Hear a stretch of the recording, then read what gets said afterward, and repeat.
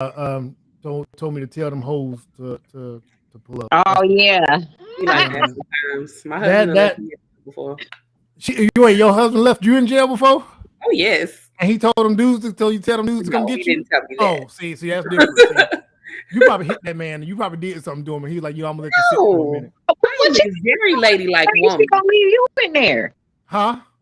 I said, well, what did you do for her to say All right. she gonna leave you in there? Okay. So here's what happened, man.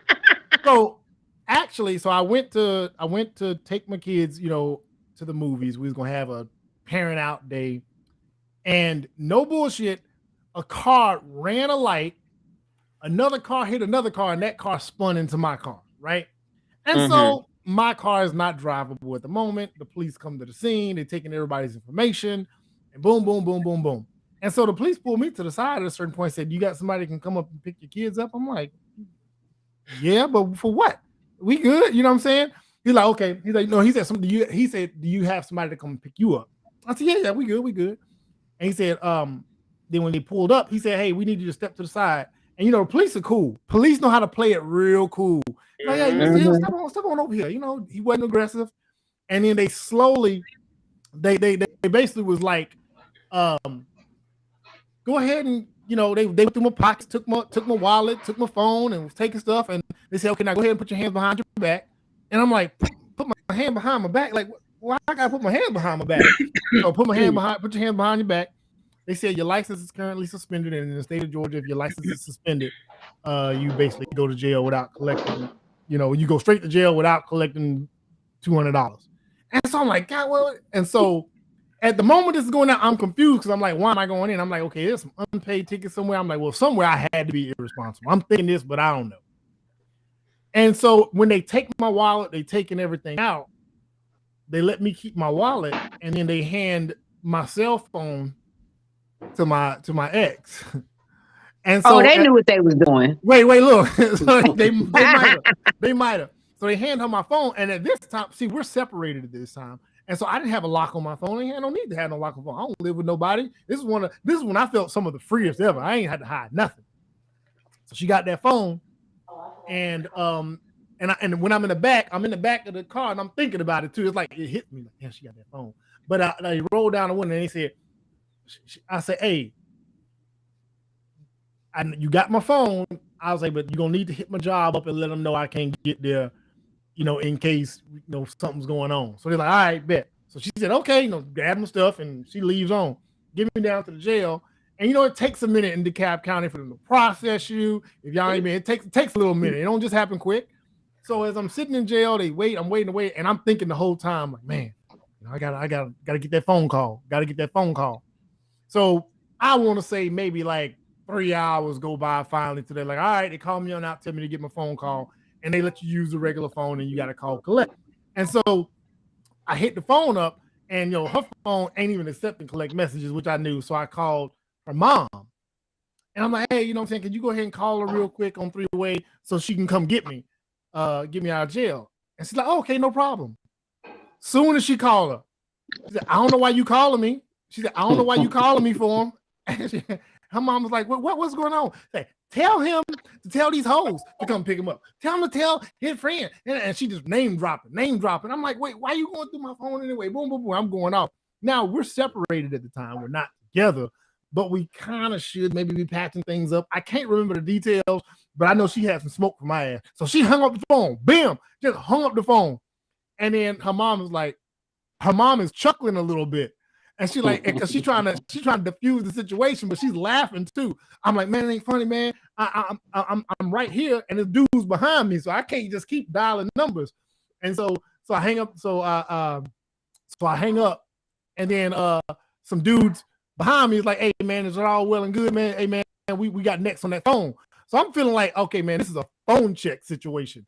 And I'm like, all right, man, just give me another minute. So I pick up the phone and I call her mom again. I'm like, man, can you call on 3-way, man? I need her to come get me. You know what I'm saying? I got the money. She don't need to worry about it. She got my call her again. She said, I ain't coming down to that damn jail. Tell them hoes that she could come pick them up. And she hang up again. Bam. And so I'm just sitting there like, oh my God. Like, so the police, the lady at the desk said, sir, I'm gonna need you to step to the side. Let these other 2 gentlemen behind you. It's only 2 gentlemen. Let them make their calls, and then you get back in line. So she put me behind these 2 dudes. These 2 dudes walk up, and then they sit there and they're like, all right. 2 dudes walk up. I pick up the phone. I said, hey man, look, man, come get me, man. Like you got the money. I just need you to come get me, whatever the case may be. She said, I don't know if I'm gonna come get you or not. You just sit there. I'll call whoever I decide to call. So she wouldn't even confirm whether she would come get me or not. She would not confirm that she was gonna come get me out of jail. She said, you can call them hoes, and if they beat me up there, that's fine. So I'm in jail the whole time, and I can't really sleep because I'm not sure whether or not I'm even getting out. I think maybe like the next morning, like right at before they make me dress out, because if you're in jail too long, they make you dress out and make you go get in population. Right before they make me go get in population, I get the phone call, Mr. Hill, pack up there. They send me on to the front. I get there, I'm musty, I'm mad. She pull up, and I'm quiet the whole time. She quiet, I'm quiet. She throw me my phone, I'm sitting there quiet. And I ain't had nothing to eat. Oh, man. You didn't eat the little sandwich? You didn't eat that good cuisine in the Cab County Jail? No. She said, bologna sandwich and them off-brand Oreos? No, so I'm sitting there like this the whole time. I don't want to say nothing. I'm like this. Can you pull over the checkers? Can you pull over the checkers real quick? Tell your hoes to pull you over the checkers. I'm taking you to your apartment, and that's it. She did not stop to give me no food. She took me to my apartment, dropped me off at the gate, and I had to figure it all out from there. Anyway, it's not funny, bro. It's not funny. It's never funny to be sitting in jail. Nah, man. It's never funny.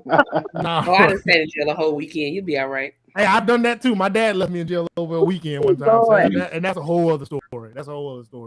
Anyway, so I want to jump into the first subject is Chanel made a post. And she made it very clear that she ain't finna just like she said she's done with the exclusive dating dynamic. And so I don't want to share what she had to say on that particular subject matter. Hold on one second. Let's see if I can get to it real quick. Here we go. Chanel said, let me get to it. Who got the dog in the background? See it? Y'all say, I don't know who got the dog. Ain't me. So Chanel, if y'all can see it, Chanel said, no more dating exclusively. Only way to take me off the market is with the ring. And I don't want to get my take on it. I want to get everybody else's take on it. And then I'll weigh in. But essentially, it's kind of like, are you single until you're engaged or married? Like, is that the way to move out here in the dating world? And we got the matchmaker on here. We got Mr. Controversial on here. And then we got some married people on here. So I want to know what y'all think about this. Like, is that the stance to take? I kind of got my own opinion on it, but y'all go off. Let's start with who want to go first? I'll go. Go. My aunt is 63. She's been married a little 30 years. And one thing she always said to me is, you're single until you're married. Mm-hmm. Period. You're single until you're married. And I agree with that, because at the end of the day, it goes both ways. It's not just this is how women should navigate. This is how men should too. Don't let your girlfriend make you miss your wife. Yeah. Just because you're with someone in that moment doesn't mean that's the person that's going to take you to the next level. And you could miss the person who is out there. Now, that doesn't mean you just be a hoe and serial date and sleep around with any and everything. Exactly. That means you may have your funnel is trimmed down to maybe 1, 2, or maybe even 3 people you deal with. And of those 3 people, you decide who you want, long term, or maybe none of those people. And you will get back out there. I agree completely. Okay. Mark, let you jump on in there real quick. Give me your take real quick. Give me your take. He laughing already. Yeah, of course he do.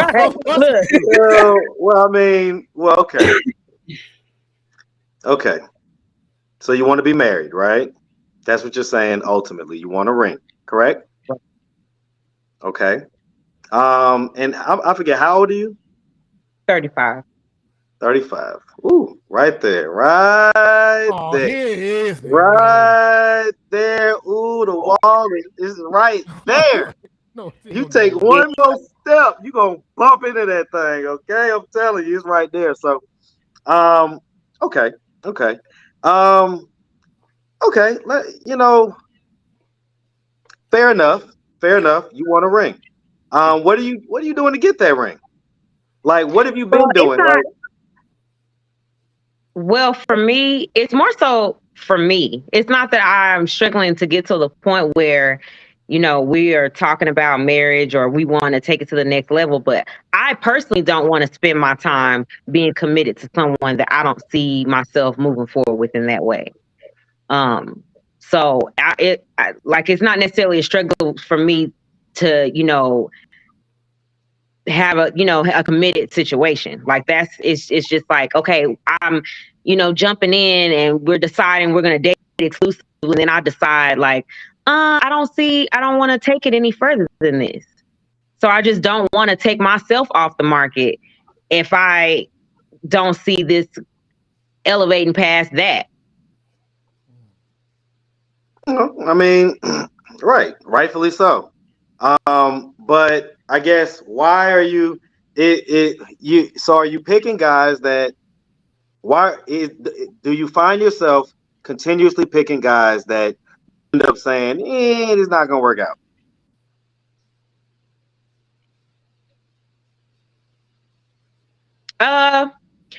I guess for different reasons. I've actually moved around a lot. Whenever opportunities have come about career wise, I'll move to a different city.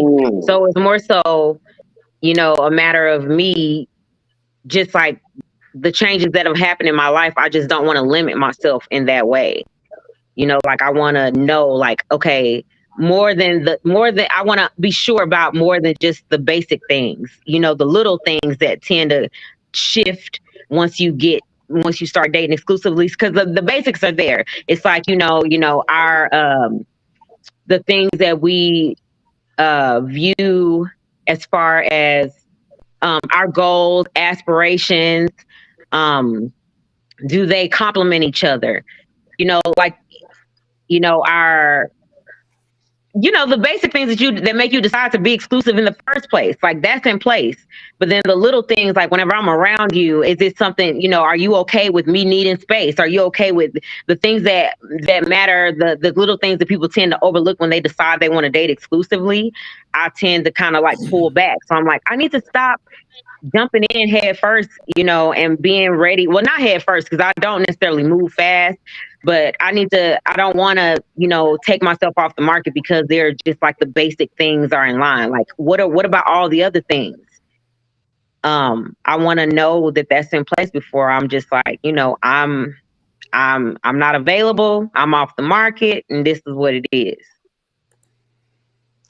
I get it. I get it. I guess what I would say is, well, it's not more so about dating multiple people than or anything like that. It just sounds like an issue. It sounds like an issue of you finding the right person, and having not been able to do that at this point.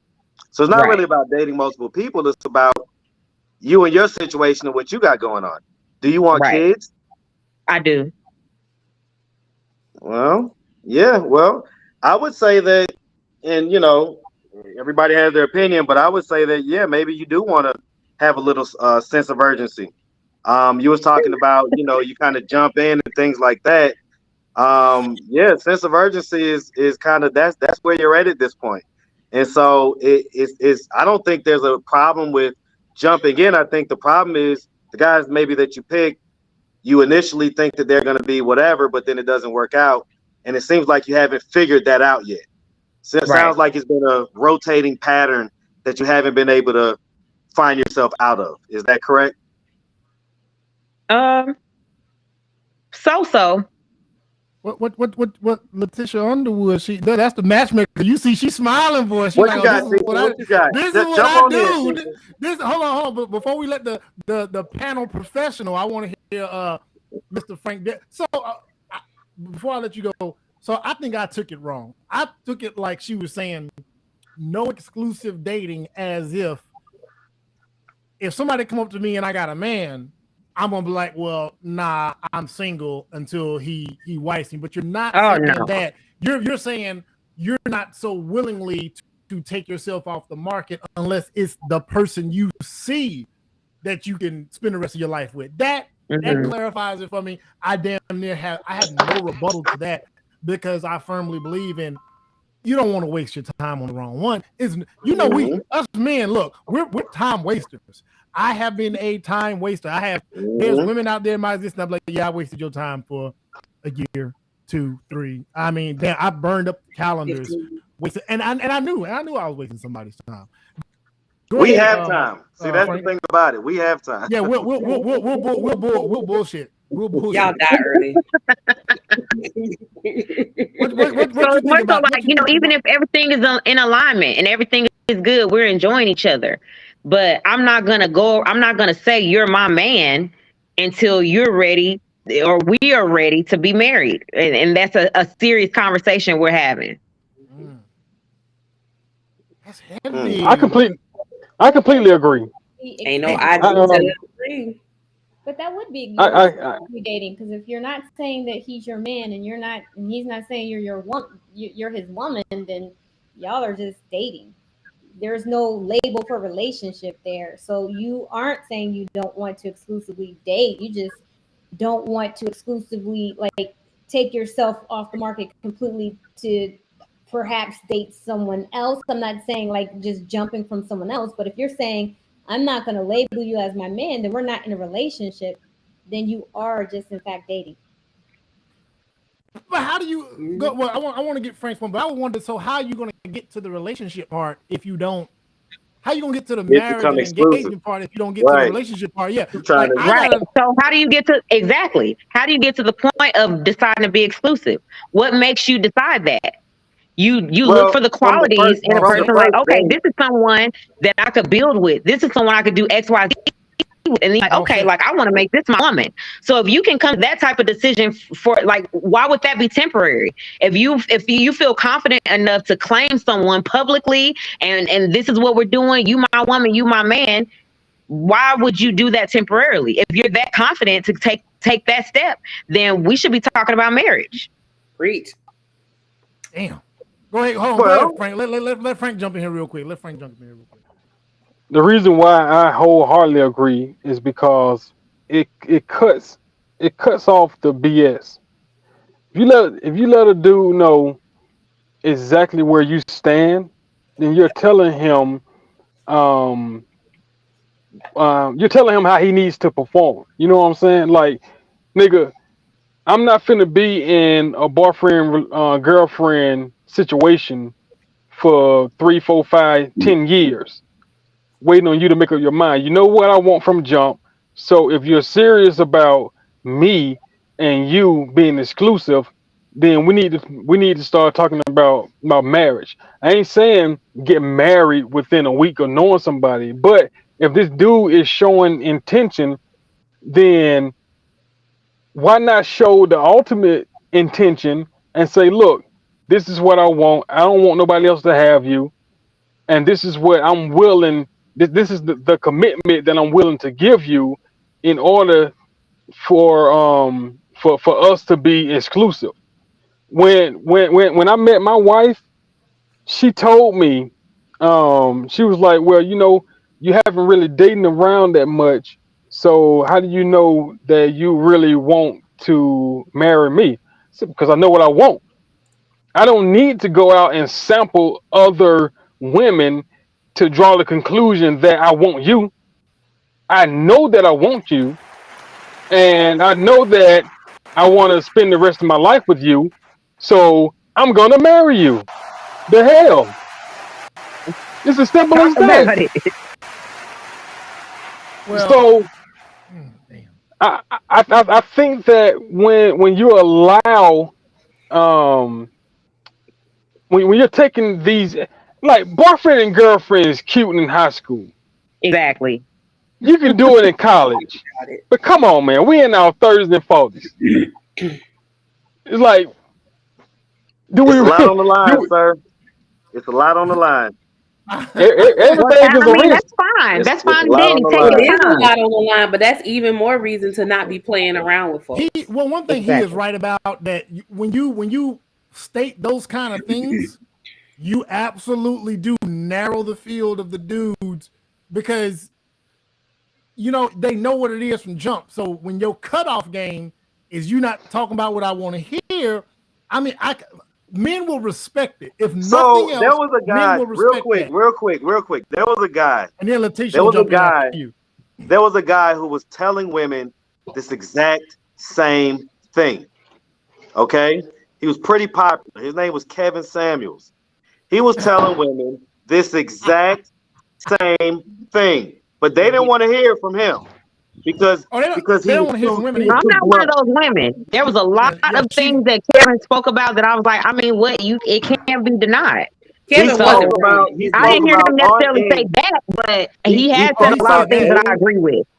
He spoke about dating with intention, and that's the advice that he gave young ladies time after time after time. Was Absolutely, he that did. was that you have to date with intention, and if that way that narrows the field and it gets you to the And it actual gets them goals that dudes you out of the want way. quicker. And it gets the Yep, bullshit out of the way. He absolutely. absolutely did. Now, I So refuse to share anything like that because of that. Well, I don't. There are certain things that. well, and I agree with that. I agree with that, but also, he's talking about women who were childless, for the most part, still kind of, had their fertility and all like that stuff. So when you start to talk about getting married in your like 40s and stuff like that, it becomes a different calculation. She in her 30s. She in her 30s, childless, and she hot, man. Hey, the wall ain't hit her yet. The wall ain't hit her yet. It ain't, I it ain't see hit her it. yet. I see it. You see, she glowing. She She probably has an glowing over there. extension. She probably has a little extension. Every the She she wall gon' is she approximate. gon' So she gonna but LeBron it. but She but she but but it ain't it listen, it's close enough. I don't care how good you look. I don't care who you are. It's close enough. If you 35, it's close enough. All right, go ahead, Letitia. Let's get on in here. Because she got a client. You just got a client. Matter of fact, let me move Letitia over here under her. These are clients right here. There we go. That's your client. So I agree that you shouldn't find yourself in a perpetual dating exclusive arrangement, but that's something that you have to be mindful of and speak on from the very beginning. That should be part of your vetting process to let someone know that you are dating exclusively for marriage, and you tell yourself and let yourself know that you have a set time limit of when you're going to go from we're dating to being in a relationship to marriage. And people who do get married, that's how they date. That's how they go about it. They're only looking for partners that want the same thing for them, the same thing that they want, which is marriage. So if you meet someone who says, well, I don't know, marriage is just a piece of paper, it's not I'm something going with the flow. well, then you already know from the very beginning, those initial conversations to the first few dates, that this person is not compatible with you because you don't want the same thing, and then you Right. X out. Now, speaking to something that women don't fail to realize, especially women over 30, is that men now, marriage-minded men, because that's the only men that you're gonna should be dealing with, but marriage-minded men move differently than men who aren't marriage-minded. Their vetting process is to see if you're worthy for marriage. So part of that question is going to be, and it may not be to you, but he's going to think to himself, why are you putting this type of pressure on me that you've never put on anyone before? Like, why now do you want to get married? Why Mm, now the urgency? Why now the pressure?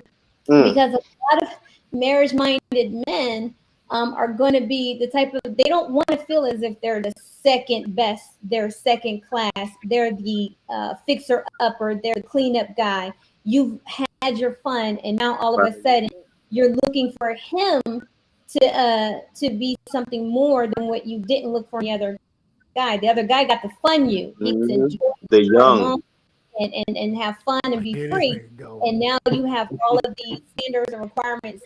You're not doing this, you're not doing that. while the guy who wasn't even trying to marry you, you didn't do any of that with. So, and I'm not speaking to you personally, I'm just saying that in mind, a lot of women who are now seeking marriage past 30, that's something you have to ask yourself. Another thing is you need to have the heart of a wife in order to attract a husband. If you don't have the Absolutely. heart of a wife, you're just going to keep attracting these ding dongs that don't want to get married.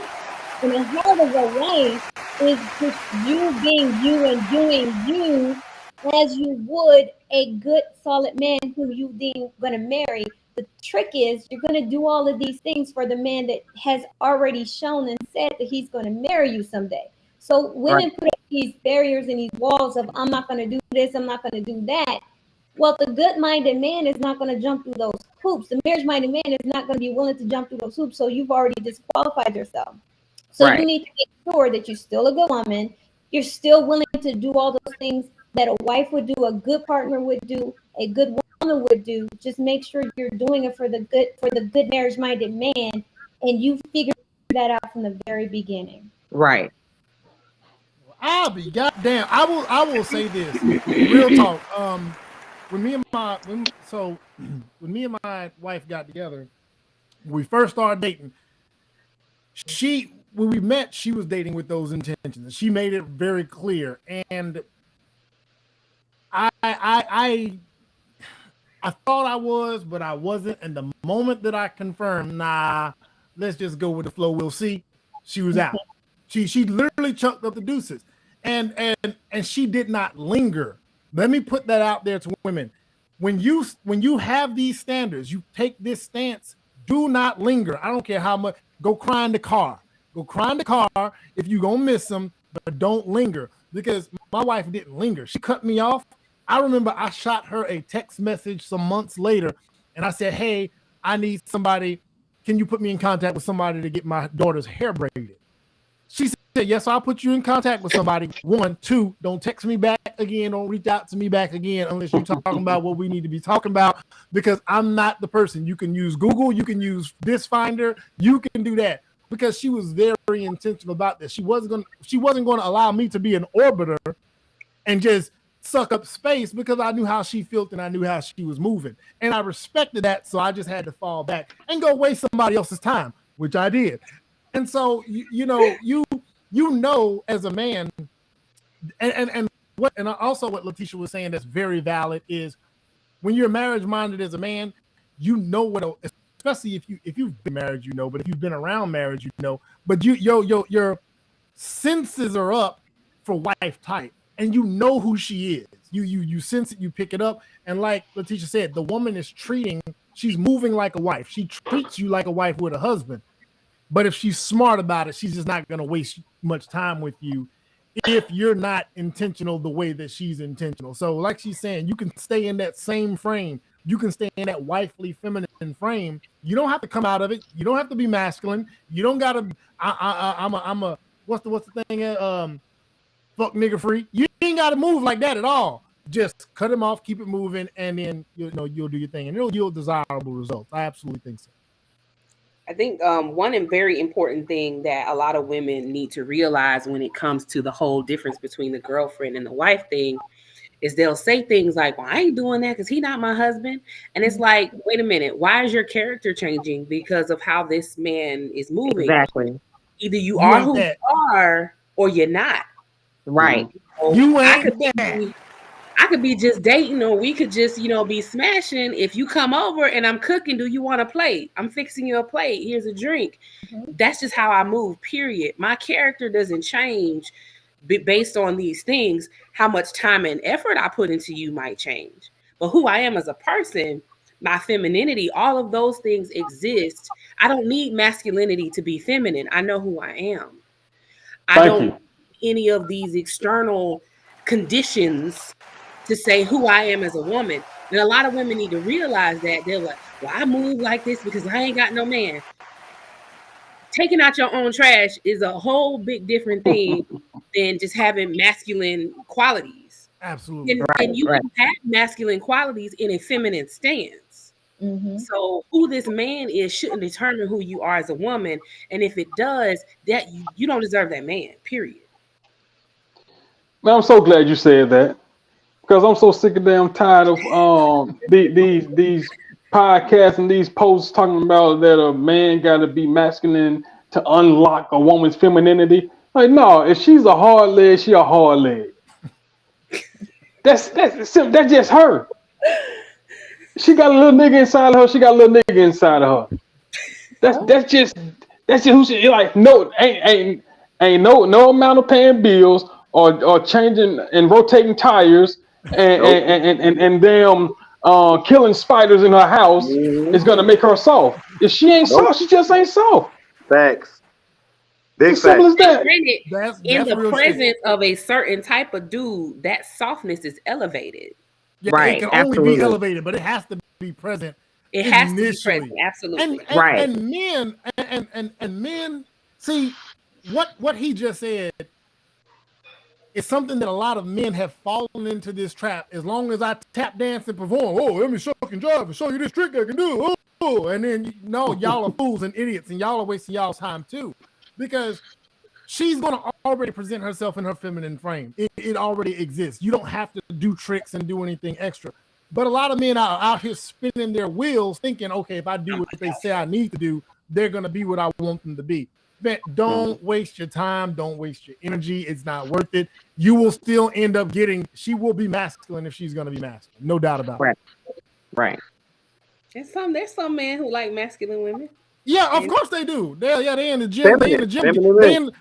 They in the gym getting spots from them all the time. I see it regularly. Absolutely.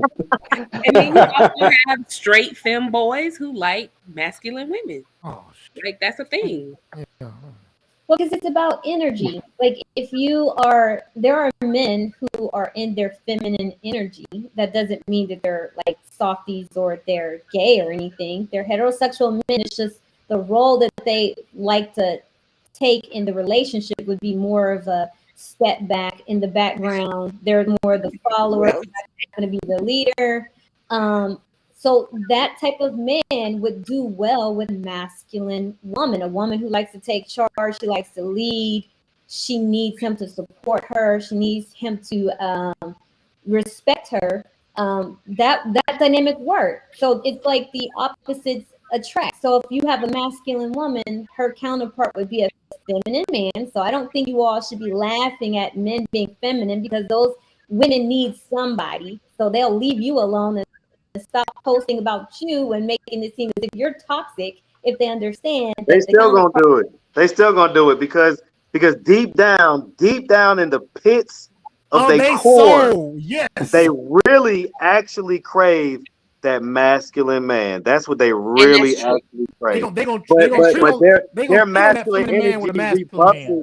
Their masculine energy rebuffs it so often that they just have given up on the idea. But in the depths of their soul, that's what they actually crave. But you're right, it's not what they're compatible with. But it's what they still come online and talk shit and do all this shit. Even with they have their husband and everything else, and they still and talk shit.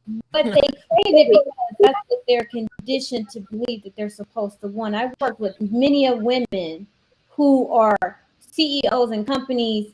They're running their own businesses, and they just could not make a relationship work with a masculine man. So I said, look, if you don't want to change who you are, you don't want to learn how to be more feminine and adopt femininity and operate in that fully, right? Because you feel like you're going to be controlled or dominant, whatever. You don't have to change your energy. You just need to switch up the type of man that you're dealing with. And lo and behold, once that happened, now they're in fruitful relationships. I even helped save a marriage because I told them that they needed to switch roles. Like he needed to become more of the beta, the more feminine, and she needed to become more the, look at his face.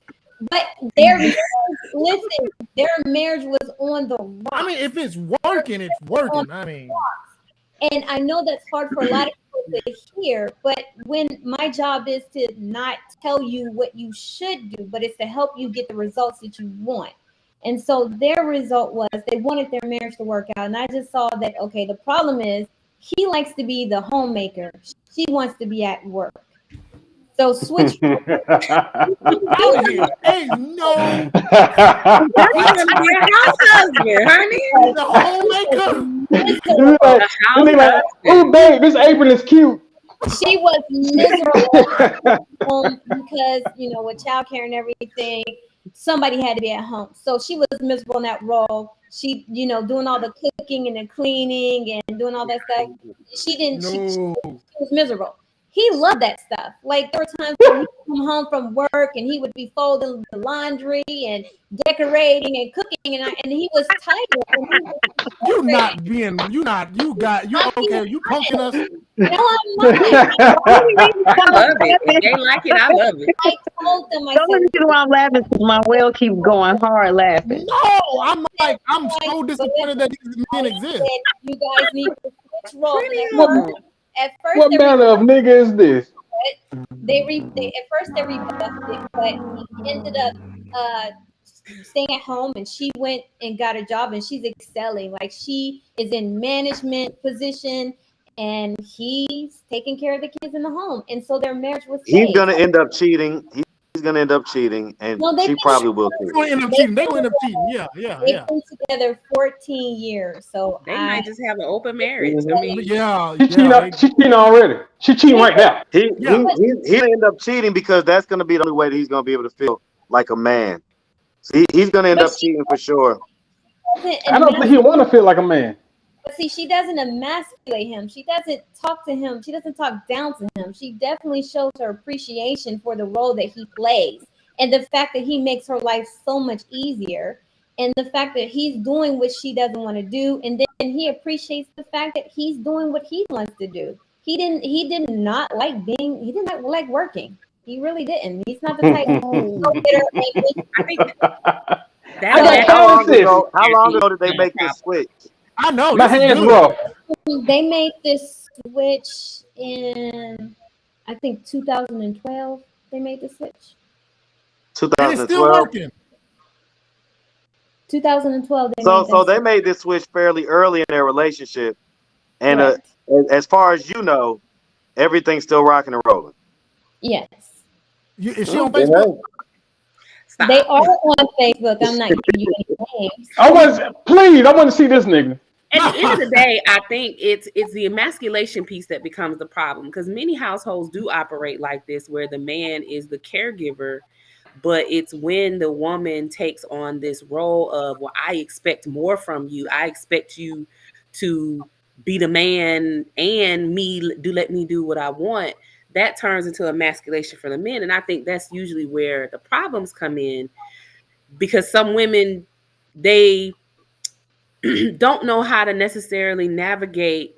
I actually want to be the boss lady type role, but I still want to operate in my femininity too. And it's like, you kind of got to pick one, sis. Yeah, right. You can, or at least feminine, though. She's very feminine, very soft, and I think that's what she just has those masculine traits as far as being ambitious, as working, getting her degree, and climbing the corporate ladder, essentially. But she's still very feminine. She's very soft towards him. So that's what I mean. Like it has to be a certain balance, and I don't think most women ever find that balance. So she just has the work. So she has that competitor. She has that competitor thing to go out in the world and compete, but she's soft on the other side of it, and I guess I can imagine that to a degree. I can imagine it. The only thing that I dated even remotely close to that was a woman who actually burned her wheels doing both. She was a corporate exec competitor hard, but then she was the come home homemaker, and she would burn up, like she would burn it up, and she couldn't do both. Her first marriage didn't last. And I remember dating, and I was like, man, you do a lot. I remember telling her, I'm like, you do a lot. You're gonna like something's gonna give. And I was like, I'm not gonna come home and I'm not folding laundry. Like, I'm not folding laundry. I mean, I deal with kids. That's what I mean by you gotta pick one. Yeah, you definitely have to pick one. Because doing both, you'll burn yourself out. Exactly. So they picked one, they chose their roles, and now their marriage is happy. They're happy. They're fulfilled in their marriage. I believe in and lightening the load for each other. So me and my wife, we have days that I cook, we have days that she cook. We have one day that the kids cook, which is today. I do laundry on Mondays. My wife don't touch the clothes. I do laundry every Monday. I take the kids places, pick them up from school when I'm available. Just to alleviate some of the domestic burden from my wife because she also works. So, but I can't imagine saying I would rather stay home and I wouldn't feel productive. Like I gotta produce something. You know what I'm saying? It's like I can't discount women being homemakers because they think I don't. You ain't actually being productive. So see, I can be a house husband. No, I gotta bring something to the house. You know what I'm saying? Like I can't go to her and be like, you know, can I get $50? No, I need a haircut. Can I have? I know it's like I can't be that. Can I? I can't go to my wife. Can I? You know what I'm saying? I can't be that. Can I, nigga? How you gonna have some head after you asked for $50? That ain't gonna work. But the thing is, when you have that dynamic, you're like, even with as a homemaker wife, you know, your husband is gonna set it up to where you don't have to continuously come and ask him, can I? The dynamic, he understands what you need, and he's gonna step in and give you what you need. The same thing happens when it's the house husband. So he got an allowance. More than likely, pretty much. he better not go over $100 day. No, he has access to the account. He has free access to the account. So they discuss things together about spending, and they both have a spending limit. So it's not like she can spend whatever she wants because it's her money. No, she views it as their money. So he has free access to the account. So what's her level of attractiveness? She can't say that. Is she overweight? She can't. No, I'm asking, is she overweight? I think she got a wide back. Marvin Tate said, "Stay home." They're both doubled in the past few decades. They're both average looking. So, I mean, I ain't cracking on them or nothing like that, but it's just like I'm just trying to figure out what other factors are going on here because, you know, you make it sound all nice and lovely and everything, but you know, and I get it, but I ain't buying it. I'm just gonna be honest.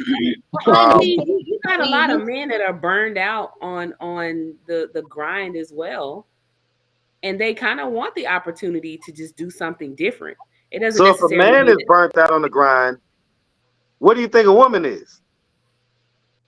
It depends. If that women statistically have not had access to grind as hard as men. You have to consider that. That's only changed over the last 20 years, maybe. So you say pressure is made for shoulders, not hips. There we go. Say what now? Say that again. Pressure is made for shoulders, not hips.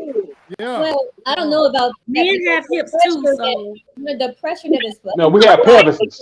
The pressure. Men have pelvises.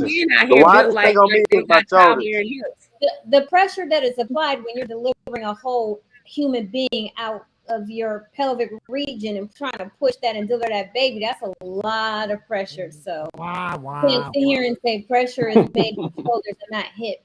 Y'all can't even get a clue without acting like you both. Our hips are a huge factor in whether or not we can have a vaginal birth. Great, but they ain't got nothing to do with what I'm talking about. So we're talking about working, and we're talking about being out here and being productive and being men. Listen, man, there's very few things that feel innate to a man, and being productive is one of them. Yeah. If you're not productive, you'll slip into it. That's how men slip into depressions when they're not feeling and being productive and feeling like they're contributing something to something. Like he's contributing though. Contributing something like that's raising your kids is contributing. And this goes to and I get it. That's true. saying about how you all look at homemakers and stay-at-home wives, he's contributing. It's just the reason why it's hard for you is because he's a man doing what's typically considered. It's a downgrade in status. As men, one of the things that we seek is status. That's why we want a pretty girl. That's why we want to have, you know, the nice things or whatever.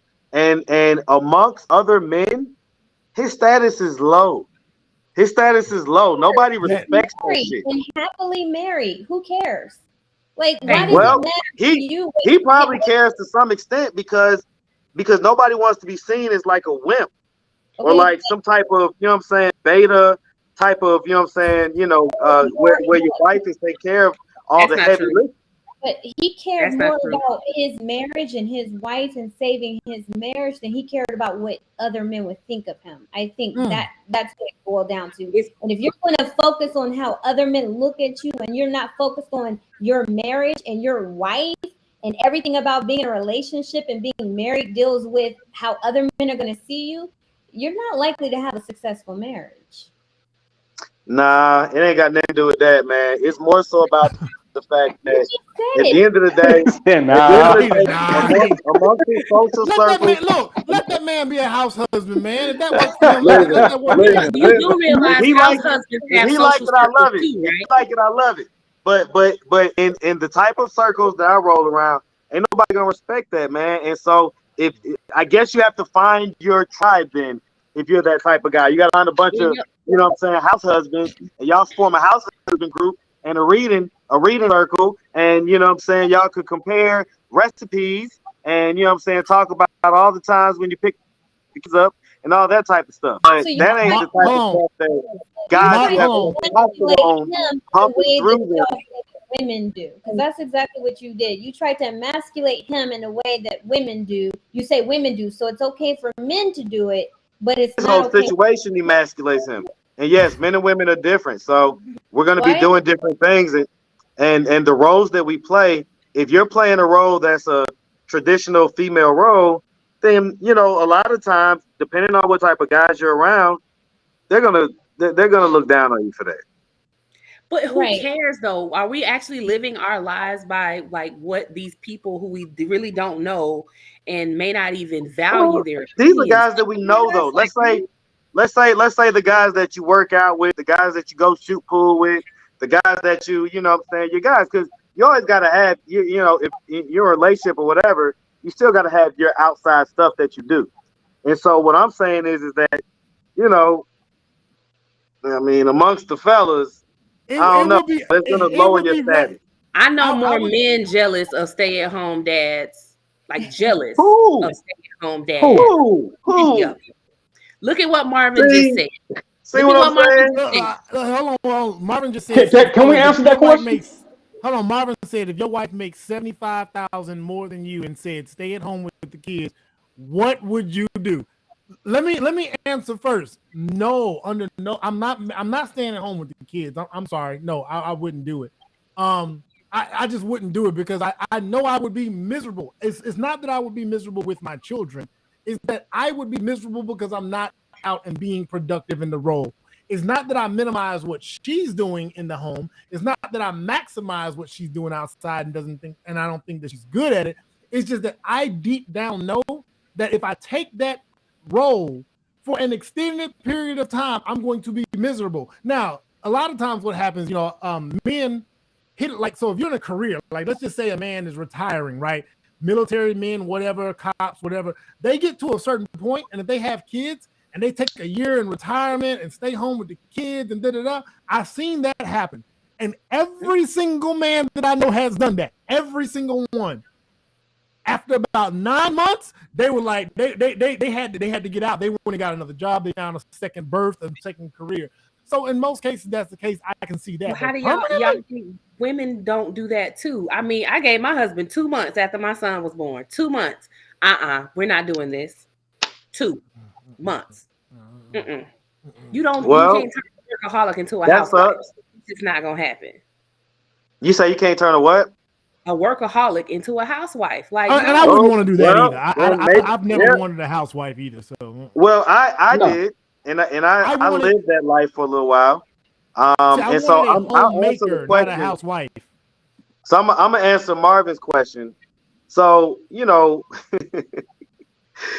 if she made 75K more than me, then we would just hire a nanny. Like I'm not gonna reduce myself based on like that's just like you got one life to live, man. You got a short time on this earth.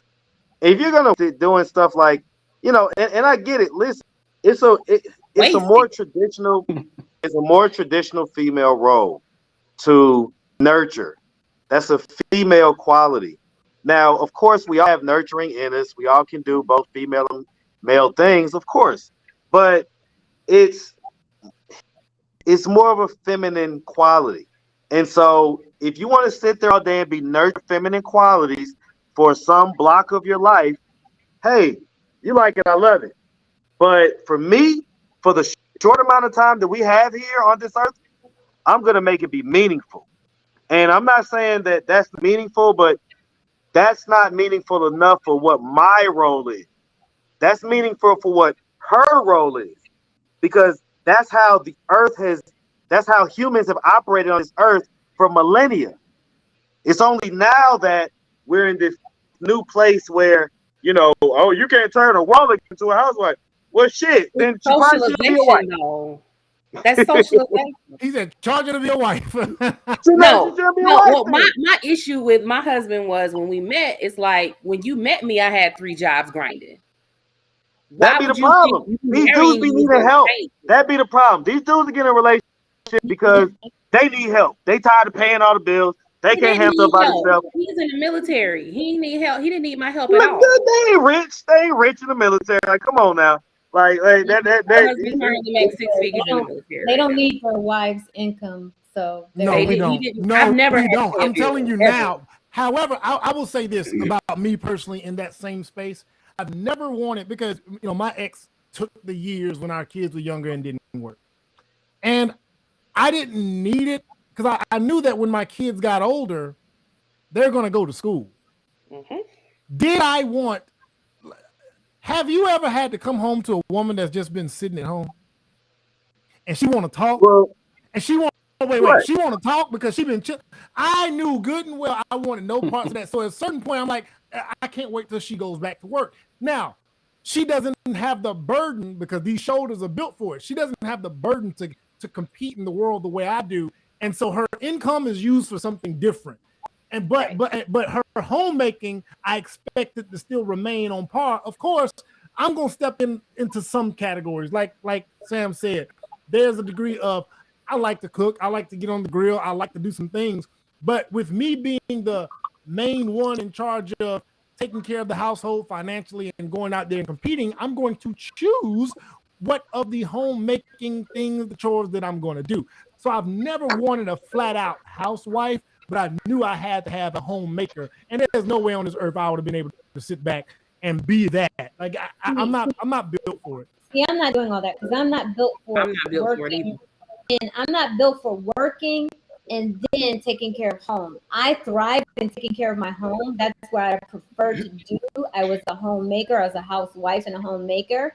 When I had to get a job, those things kind of were lacking. Those homemaking things were lacking, and him having to step in, he struggled with that. I'm like, you can't expect me to work and take care of the home by myself. Did y'all have kids? That yes, we had a child. I'm not doing that. So then we decided that, you know what, I'm not going to work. If there is financial issues, he's just going to figure that out and try to make it work, including getting 2 or 3 jobs. Because his priority was he wanted the home to stay the way it was. He wanted the roles to stay the way they were. Fine, I have no problem with that. I'm not going to put on my cape. I'm not putting on steel-toe boots. I'm not built for that. I'm at least I'm honest enough to say that absolutely. Things are going to change if I have to get outside of my natural disposition and change where my natural role is.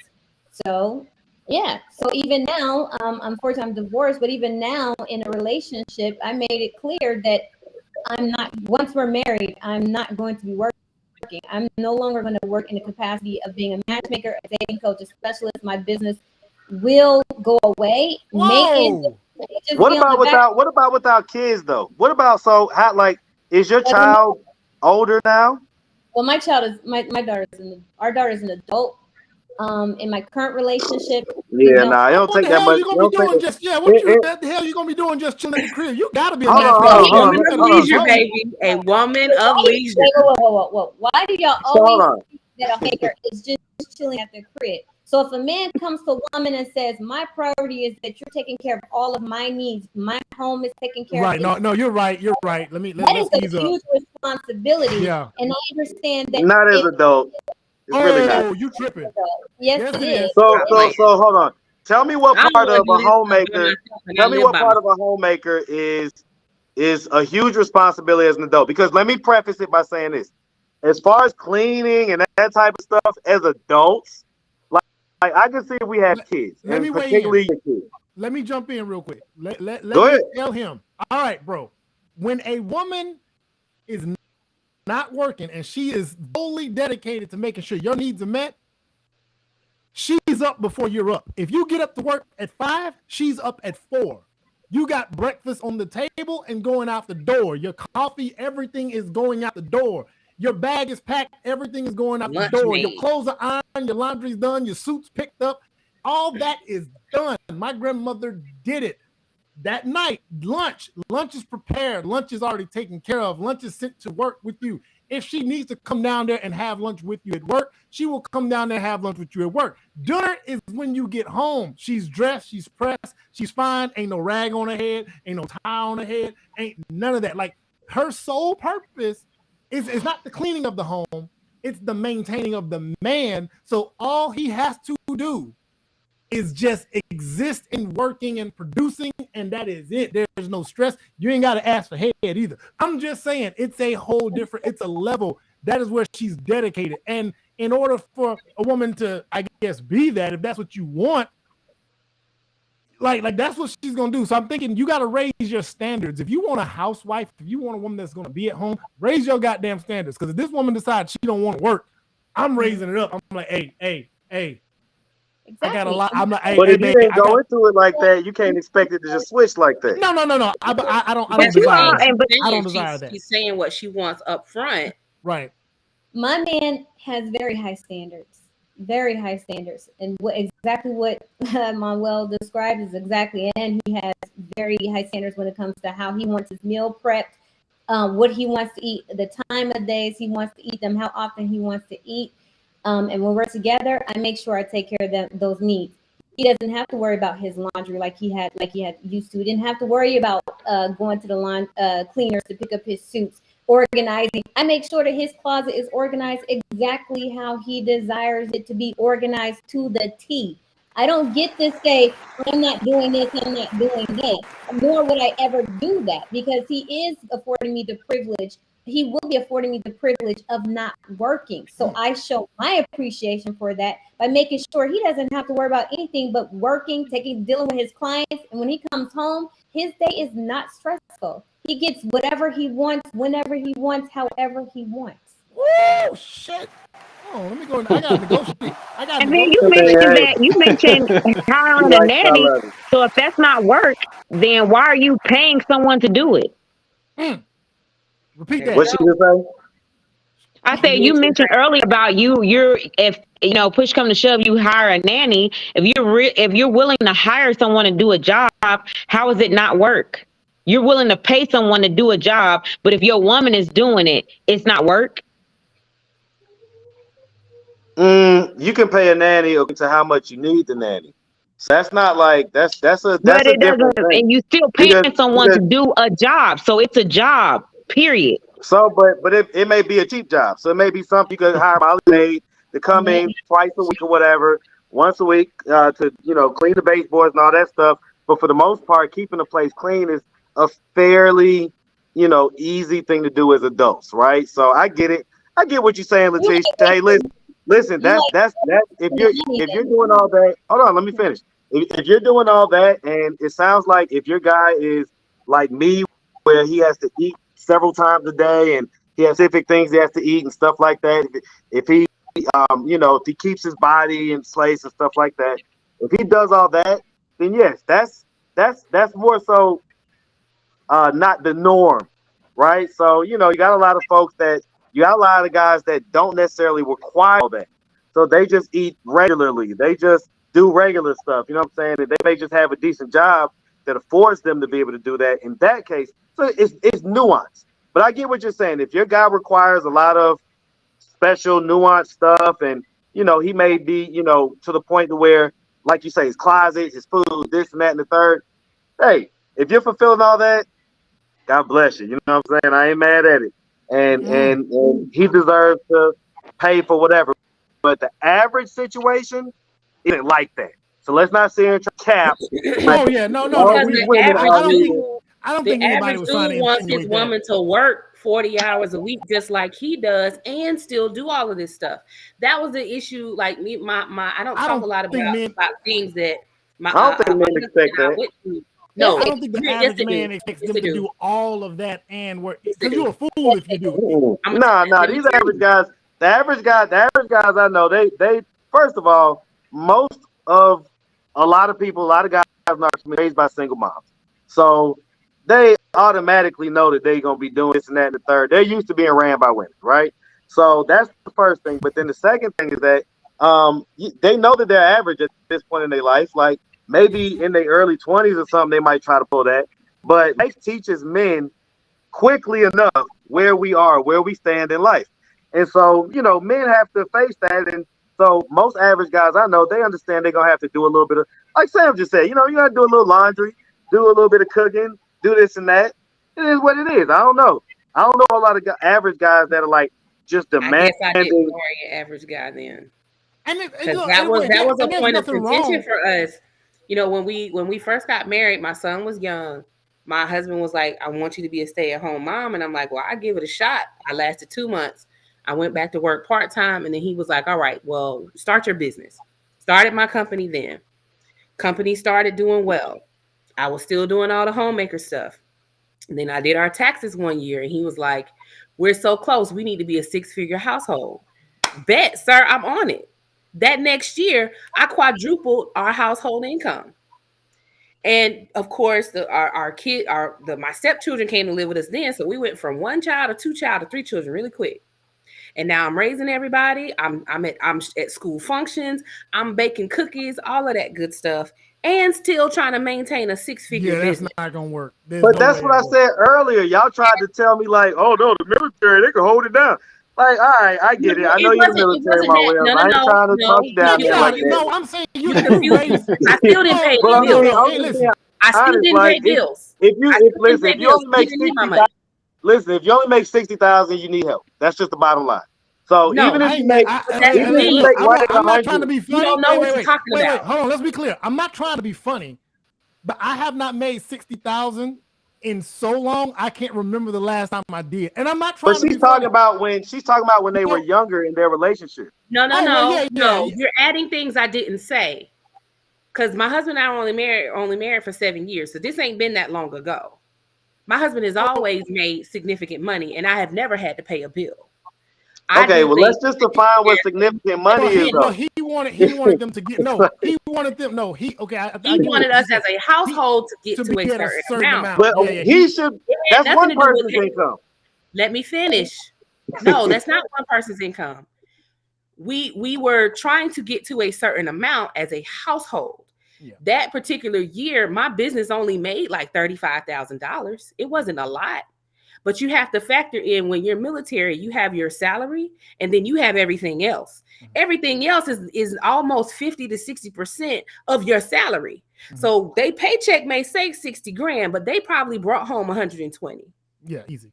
It's very easy to do that in the military. If you in over 10 years, you making bread. And look, and I mean, I don't try to be funny, but go price out what your insurance costs. I can go Google this stuff right now, but I ain't No, you can you can Google it, or I can show you. But hold on, let's be clear. Let me show you what Google always do.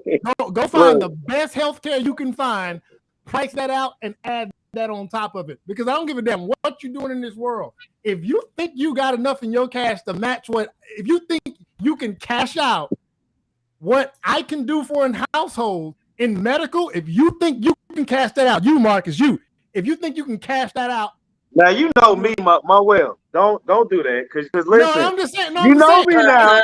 Don't do not, that. But I'm saying, Don't E7 is easily bringing but home. I'm saying it's not. That's not easy. No, I'm saying it's not easy. It takes a I'm just saying. lifetime. It takes a lifetime. Yeah, it takes a lifetime, because when people, because I'll flip it the other way. I'll flip it the other way. When people are done with the military, they find out the hard way too. When they get done with it, they're like, whoa, wait. They gotta pay all that stuff that was free before and all like that. Wait, free? No, ain't free. Ain't free. It's earned, motherfucker. It's earned. Let's be clear.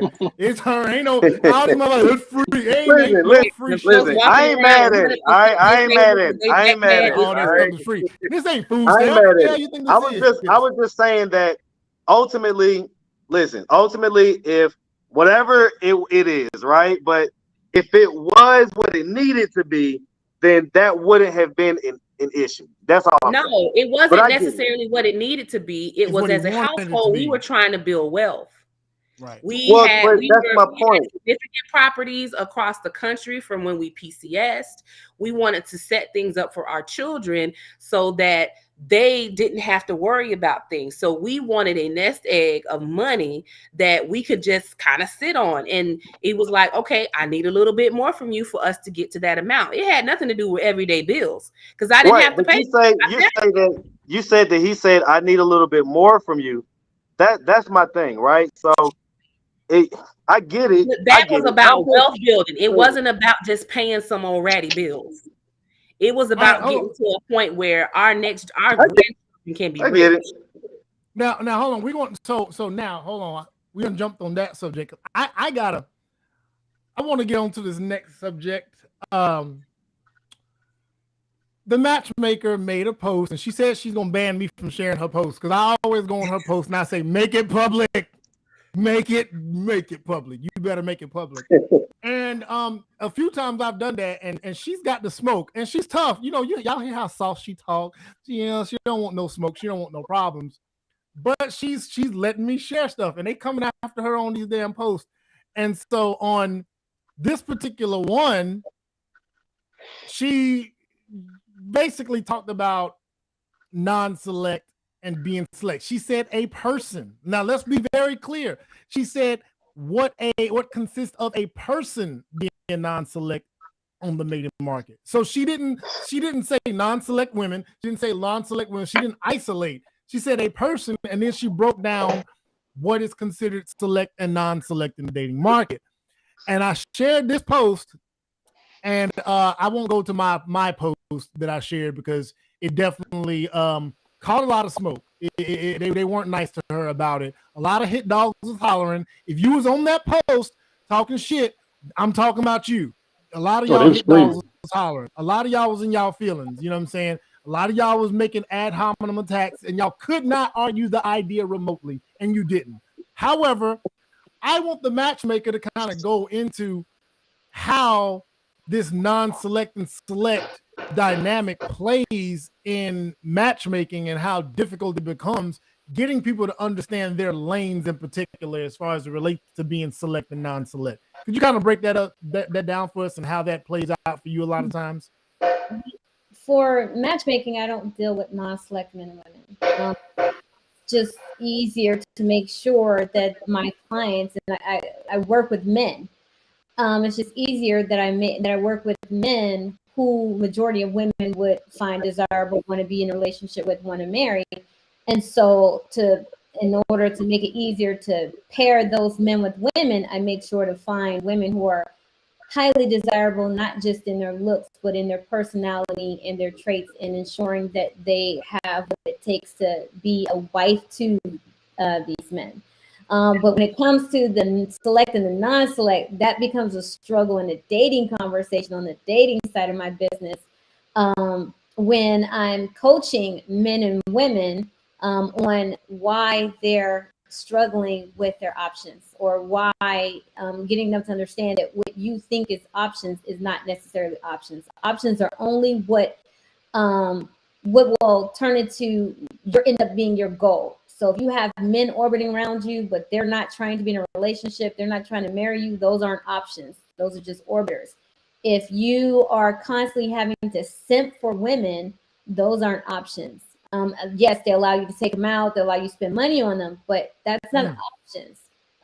You may may be able to have sex with one or two or whatever time or two, but that's not options. Options deal with you being this person being someone that can meet the goal that you set for yourself.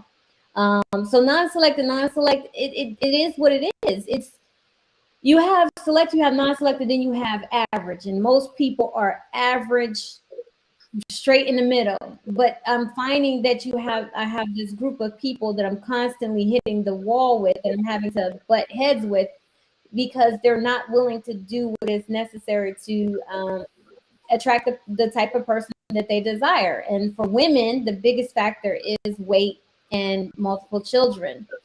Lack of sexual attraction. It doesn't mean you don't have to be the most beautiful woman, but you need to have something about you that exudes sensuality, femininity, makes a man want to make love to you and not just have sex with you.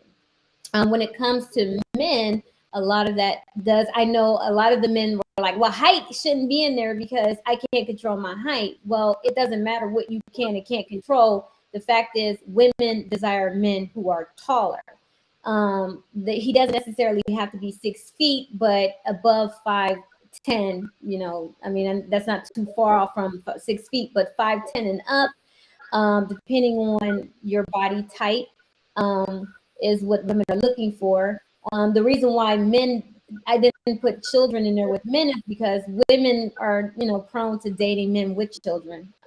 They don't have a problem. Even if she doesn't have children, she doesn't have a problem with dating men with children. So the list is just simply getting people to understand that there is a lane on the mating market. And if you just, accept the lane that you're in, and the market tells you your lane by your real options, when you accept the lane that you're in, you will find success. When you look at people who are married, you look at who they're married to. You really will not find highly successful men with non-select women. I don't think I ever seen it, unless they got together when he was non-select and then he got some money and climbed to the top, and she doesn't look like the typical woman that a man of that caliber would be with. But other than that, when they're starting to get some accomplishments, they're looking for a certain style of woman. Now, that doesn't mean they're looking for IG models. I know women always think, oh, these men just want the IG models. No, what they're looking for is just beauty. And the women who are on Instagram, who are showcasing themselves, they put high priority in how they look. And men desire that, and men value that, especially highly successful men, because they put value in their productivity, in their accomplishments, and so they want someone who is going to be compatible to that. So non-select and select is just simply about getting people to understand, especially non-select people, because there's a lot of delusional non-select people who just can't accept that they're in that lane. And it's not to bash anyone. It's not to, because that's not something I do. I'm not for bashing. I'm not for putting people down. But if you want marriage, if you want a fulfilling relationship, then you have to understand who's going to be willing to give you that. And the person who is willing to give you that is not necessarily the type of person that you would desire. But then you would have to ask yourself, why can't you get it from the person you actually do desire? So now let's look at the person who desires you and is willing to give you what you desire. That is your lane. That's your option. So you need to rewire your mind, reconfigure your brain to accept the lane that you're in, so that you can reach the goal that you. I got a question. If you guys took all that in, I understand it. I have no issue with it. I do want to ask the question of the panel, and then I will, and I definitely want, and so as everybody, I want to answer this question. I'm gonna start with you, Desi. Why do you think that there's so much apprehension when this type of terminology is thrown out there? Select, non-select, average. Why is it that people just feel attacked? Because in order for somebody to attack her, they had to feel attacked. Why is that? Insecurities. they're already there subconsciously. They're already some level of unworthiness. So the moment that something's spilled out like that, then they're feeling like, no, you're not saying that I can't be chosen. No, you're not saying that nobody's selecting me. Rather than really hearing what she's saying, like, look at your qualities and not on a superficial level. Like, what are you really bringing?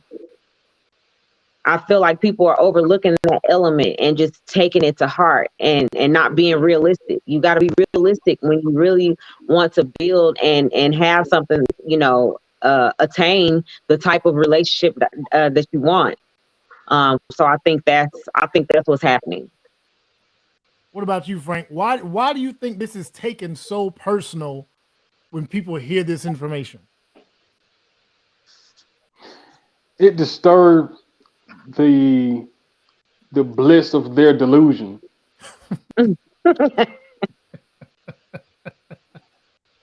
Because you got all these niggas that's been telling them online in videos or whatever that they're broad stroking.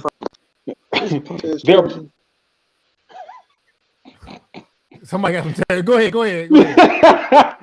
They're broad stroking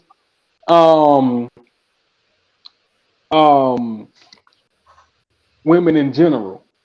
So when you start to section them off and categorizing them, they know in their hearts they fit in a certain box and that category that you've labeled. They know it. But they like being included in the generalization when they're speaking to women as a whole. When you don't isolate the audience that you're talking to and you're inclusive of everybody, knowing that this person that's cockeyed ain't gonna have the same result as the one that sees straight. Like, you know that. But you're still telling this. You're still telling this one over here that I get it. Nobody want to be in the cross-eyed box. Nobody wants their flaws pointed out. So instead of encouraging them to embrace their flaws, because actually when you embrace your flaws and you walk in it with confidence, it's not going to be that big of a deal. Like, Jill Scott versus Lizzo. People talk about Jill Scott. You know, she's a fluffy woman, but her level of confidence in that fluffiness makes her really attractive. So you'd be like, damn, she ain't. It's like she's not. It's not. She's pretty for a big girl. Then she's just pretty. Yep. Mm-hmm. And she's not doing extra shit to seek validation or seek this. Right. I'm gonna show y'all this is me and this is me, and y'all gonna accept it, and y'all gonna accept it as beauty. We're like, we're not. We don't believe you. We're not. We don't believe you. Philly from Philly yet though. Because she said, I'm a goody daddy, and you never had to be. I'm like, well, shit, hey, you're absolutely right. You're absolutely right. Yep. So, I mean, in a nutshell, it put the mirror in their faces. It made them face reality, and it makes them. It takes them away from the comfort of their delusion, and it makes them face reality. You know what I'm saying? And so they don't like the reality that they actually live in. So they're fighting the person that's holding the mirror, so that they can retreat back into the Disney forest of their delusion. They want to go back into that little closet, and they want to go back to Narnia where the talking line is real right. Quick. That's what they want to do. Yeah, okay. Not too much on Narnia. Come on. Yeah, they go. Line witch in the wardrobe, man. You know, they want to go back to Narnia. You know what I'm saying? They walked into the wardrobe, and now he a king, and that's what you want. But Yeah. y'all come out there, now y'all some poor goddamn orphans when you step on this other side of this thing in the real world. Over in Narnia, you can be everything you want to be. Do you pretty much agree with that, Sheffy? Do you think that's what it is, or what else? What else do you think might be underlying? I think people aren't true to themselves because they don't necessarily know who they are. That's a big part of it. I don't even think it's necessarily that they're delusional so much as they don't even know who they are. I am an overweight woman, have been overweight ever since puberty. And I have navigated that my entire life to the point where I haven't had a problem dating, but I've never tried to act like, I'm a size 2 with some ridiculous clothes that don't fit my body. I dress for my body. I have a good personality. I'm fun. I'm funny. Men gravitate to me because of my personality, and then when they get to know me, they're like, "Oh, you're actually who you are online. You're actually the person you say you are." Yes, I'm authentic. And that's the problem I think a lot of people have. You can be non-select, you can be ugly and all of that, but you have to be authentic with it. You can't just walk around like your shit don't stink and think people are just going to, well, because I'm confident in it. No. Are you authentic in your confidence? Say that one more time. Repeat that. Authentic in your confidence. I know exactly who I am, what I am. I can, when I'm in weight loss mode, I can drop 20 pounds. So a lot of guys also know, weight is something that can be changed, but personality can't. And a lot of people, even if you do have non-select things that can't be changed, a lot of these people don't have personalities, and that's their problem. They have navigated their non-select traits in a way that they're using it as an insecurity, and that insecurity comes out to be their personality, and that is not 9 times out of 10 what detracts people from them more than their non-select trait. And a lot of people don't take stock in that. They're like, well, I can't change how tall I am. No, you can't, sir, but you don't have to be a dick. You don't have to be an asshole. You can actually be a nice guy and it be okay, but you find a lot of short dudes that walk around with this chip on their shoulder like, you better respect me because I'm a man, but you a little man, go somewhere. That's what it turns into. Versus you just existing in your manhood and being who you are. If people can be authentic with themselves, no matter what your actual traits are, people gravitate to authenticity. Those are the people they actually want to spend their lives with. Yes, they know the fake booties and all of that stuff are on IG, but them ain't the women they trying to wife. Those are the ones they trying to fuck. Repeat that shit one more time. I need it to come from a woman. They're not the women they trying to wife, them the ones they trying to fuck, and they end up being baby mamas. So it's things like that I think people just aren't authentic with who they are, because a lot of people don't even know who they are. They think they choose who they are based on what social media has told them they should be, based on what friends have told them to be, instead of just being you, being in your energy, walking in your purpose. Yeah. And then letting what gravitates to you gravitate to you. I don't have to. I mean, I have shot a couple shots in my life, but I don't have to shoot shots. Shots are shot at me. There is no shortage of men that if I wanted to date somebody, I can't go out and get somebody. It's not that serious, but that's just because my personality gravitates people to me. I don't have to go looking. I never had that. One of the things you just said, and this was the point I was going to make. You said, social media kind of tricks people, and I know we've all seen this. Social media has given people a false sense of confidence that never existed, that was not existing in the 90s, that was not existing in the early 2000s. I mean, what you can do with a camera nowadays, and especially a woman, men are doing it too, but I want women to understand some things. Because I don't look at men's photos. I never have, and I didn't swipe right or swipe left on men. One of the things that I was able to notice, I can tell by the way a woman's sitting if you're trying to make it seem like you got hips when you don't. I can tell by the way you're standing if you press your back against the wall to where you make the fat from your body flare out as if you got hips if you don't. I can tell by the angle you worked that you were trying to hide that fupa. I can tell, we can tell. And the fact that there are so many men that are on y'all's posts, gassing y'all up. I'm talking about, I've seen posts that have reached into the levels of hundreds. And these dudes are, you're so beautiful, you're so beautiful, you're so beautiful. And I know deep down some of them know I know I manipulated this, but I think it gets to a certain point where they start to believe this is their reality. I will never forget the last time I got bamboozled off of some damn pictures. I was in Atlanta, and I haven't done this since. I was in Atlanta, and I'm liking pictures and hearting pictures. I'm like, oh man, look at this right here. I get out with a group. I think we're at, I forget where it was, in Buckhead. I think it was the Fat Tuesdays or something. It was something in Buckhead. I can't remember. We all met up. And these two women walked through the door. And I looked, I said, oh, that's such and such. And I looked at them, I said, oh man, well, this is Atlanta. And when I'm saying this is Atlanta, I'm like, those are some cross-dressers or some transgender women. I'm like, that's what it is. I'm like, oh, look at what just crashed the party. It's Atlanta. And the woman that was sitting at the table with me started laughing. She said, no, that's such and such and such and such.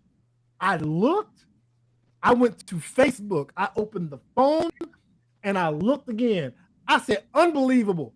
I went and took back every like that I had posted because I felt so bamboozled. By the time I moved to Dallas, I didn't believe anything that I saw on social media whatsoever because I literally had been bamboozled to the point where I couldn't believe what I saw on social media. And then I've seen it over and over and over again since then. But I do think these likes and these hearts and these comments that go in the hundreds and even more, these shares, they have women. I don't know about men because I don't follow men, but I know they have women thinking I'm that chick. You're not.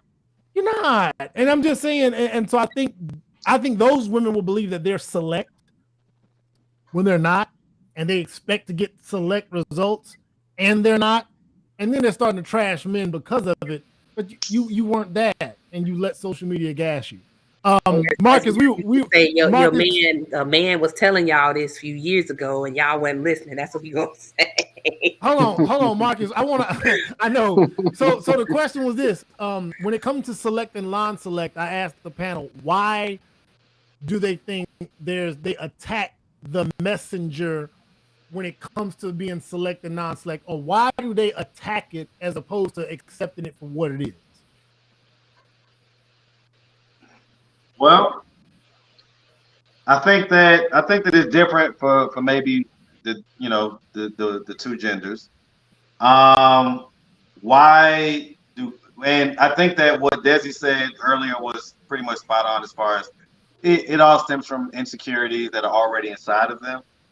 And so if your outcomes in life match what some random person has said online, and it really hits you in that core, then yeah, you're gonna be typing away and talking about this and that. And so it really just boils down to whatever their actual results are in life.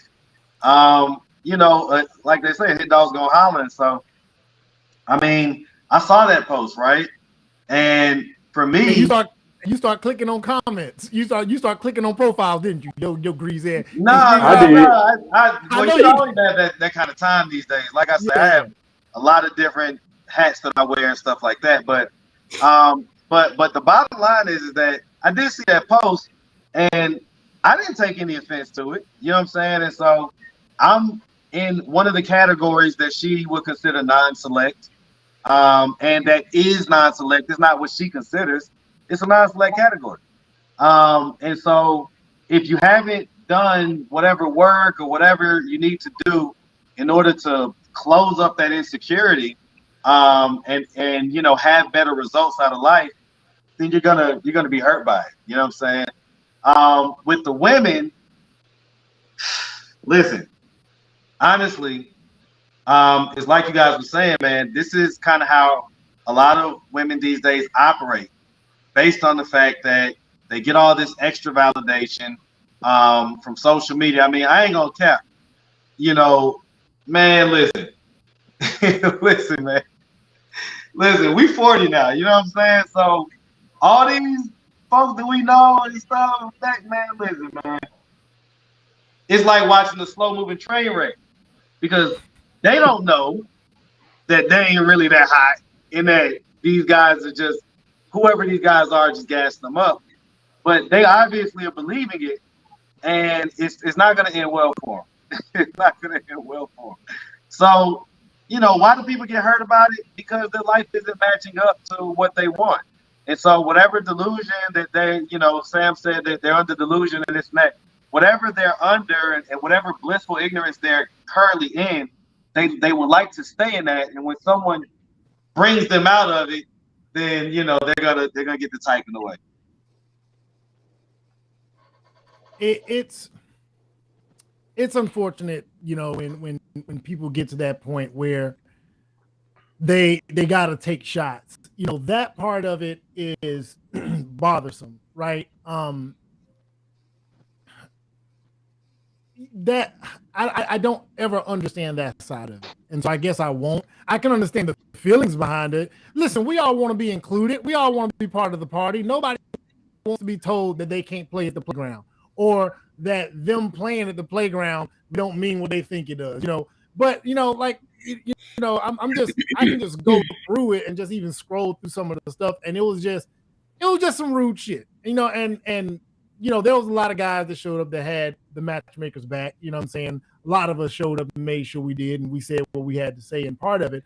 And then, you know, there were some guys that took the height part personally. And these are things, some things you can change, some things you can't change. But I've always thought that if I'm deficient in one area, me personally, I've always thought that if I'm going to be deficient in any area, I'm going to make sure that these averages balance out, right? Mm-hmm.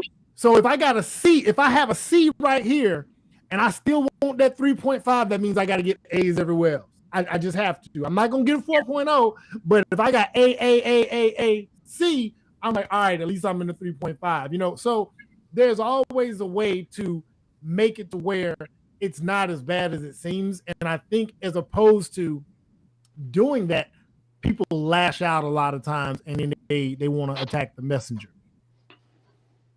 I think that the guys that, speaking as a height deficiency guy, right? I think the guys that complain about that. Well, how tall are you? 5'5". Oh, okay. Mm-hmm. Yep. And so I think that the guys that complain about that are, you know, like I say, they haven't had the results that they want out of life, right? And so, you know, like me, I wasn't always, amateur bodybuilder, whatever. I wasn't, you know, I mean, I've been making pretty decent money for a while, but not like, you know what I'm saying, where I could really just kind of do what I want or whatever. You know, sort of like, you know, kind of where I'm at this point. And so, you know, I'll say this, you know, the results in life are really what matters. You know, if you do well in life, if you get women, if women are attracted to you, if you always hear that you're handsome and this and that and the third, or, you know, you mess with women and they always say about how you're, you know, all this good stuff or whatever, they gush over you basically, you know what I'm saying? Then you'll come to realize that your particular height deficiency doesn't matter. You know what I'm saying? And so it's like, you know, a hit, like I said, hit dog's gonna holler. I don't know. I mean, I tell guys all the time, especially my younger short guys, I tell them all the time, man, listen, get in shape and stay in shape. And, you know, just like, I don't know, I kind of just ignore it. I don't honor, you know, a height deficiency or anything like that. And so it's not something I even acknowledge, you know what I'm saying?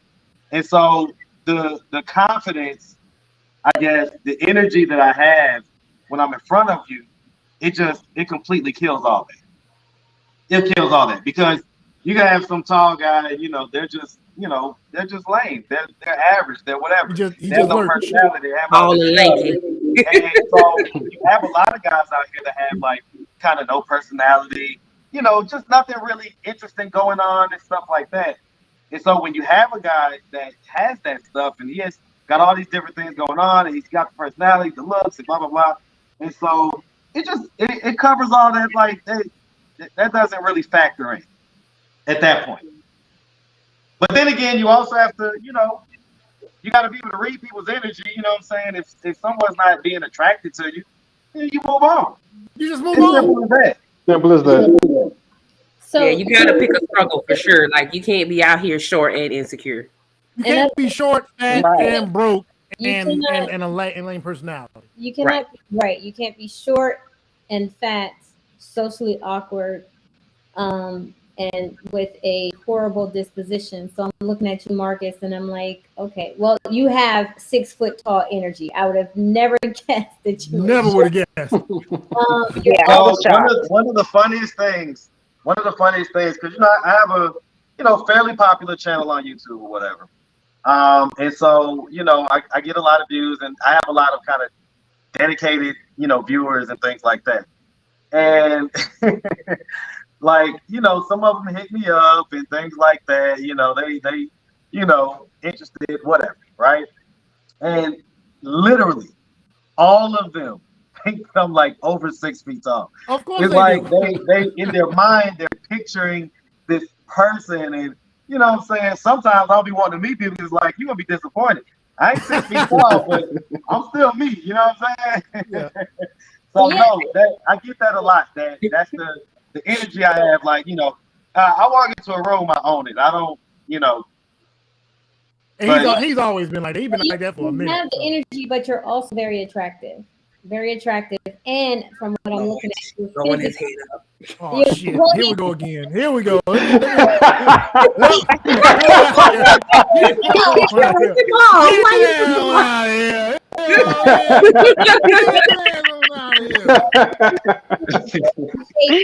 seems, right? He seems like he has some pecs, might have a 6-pack or 8-pack or a 12-pack or something. He takes very good care of himself.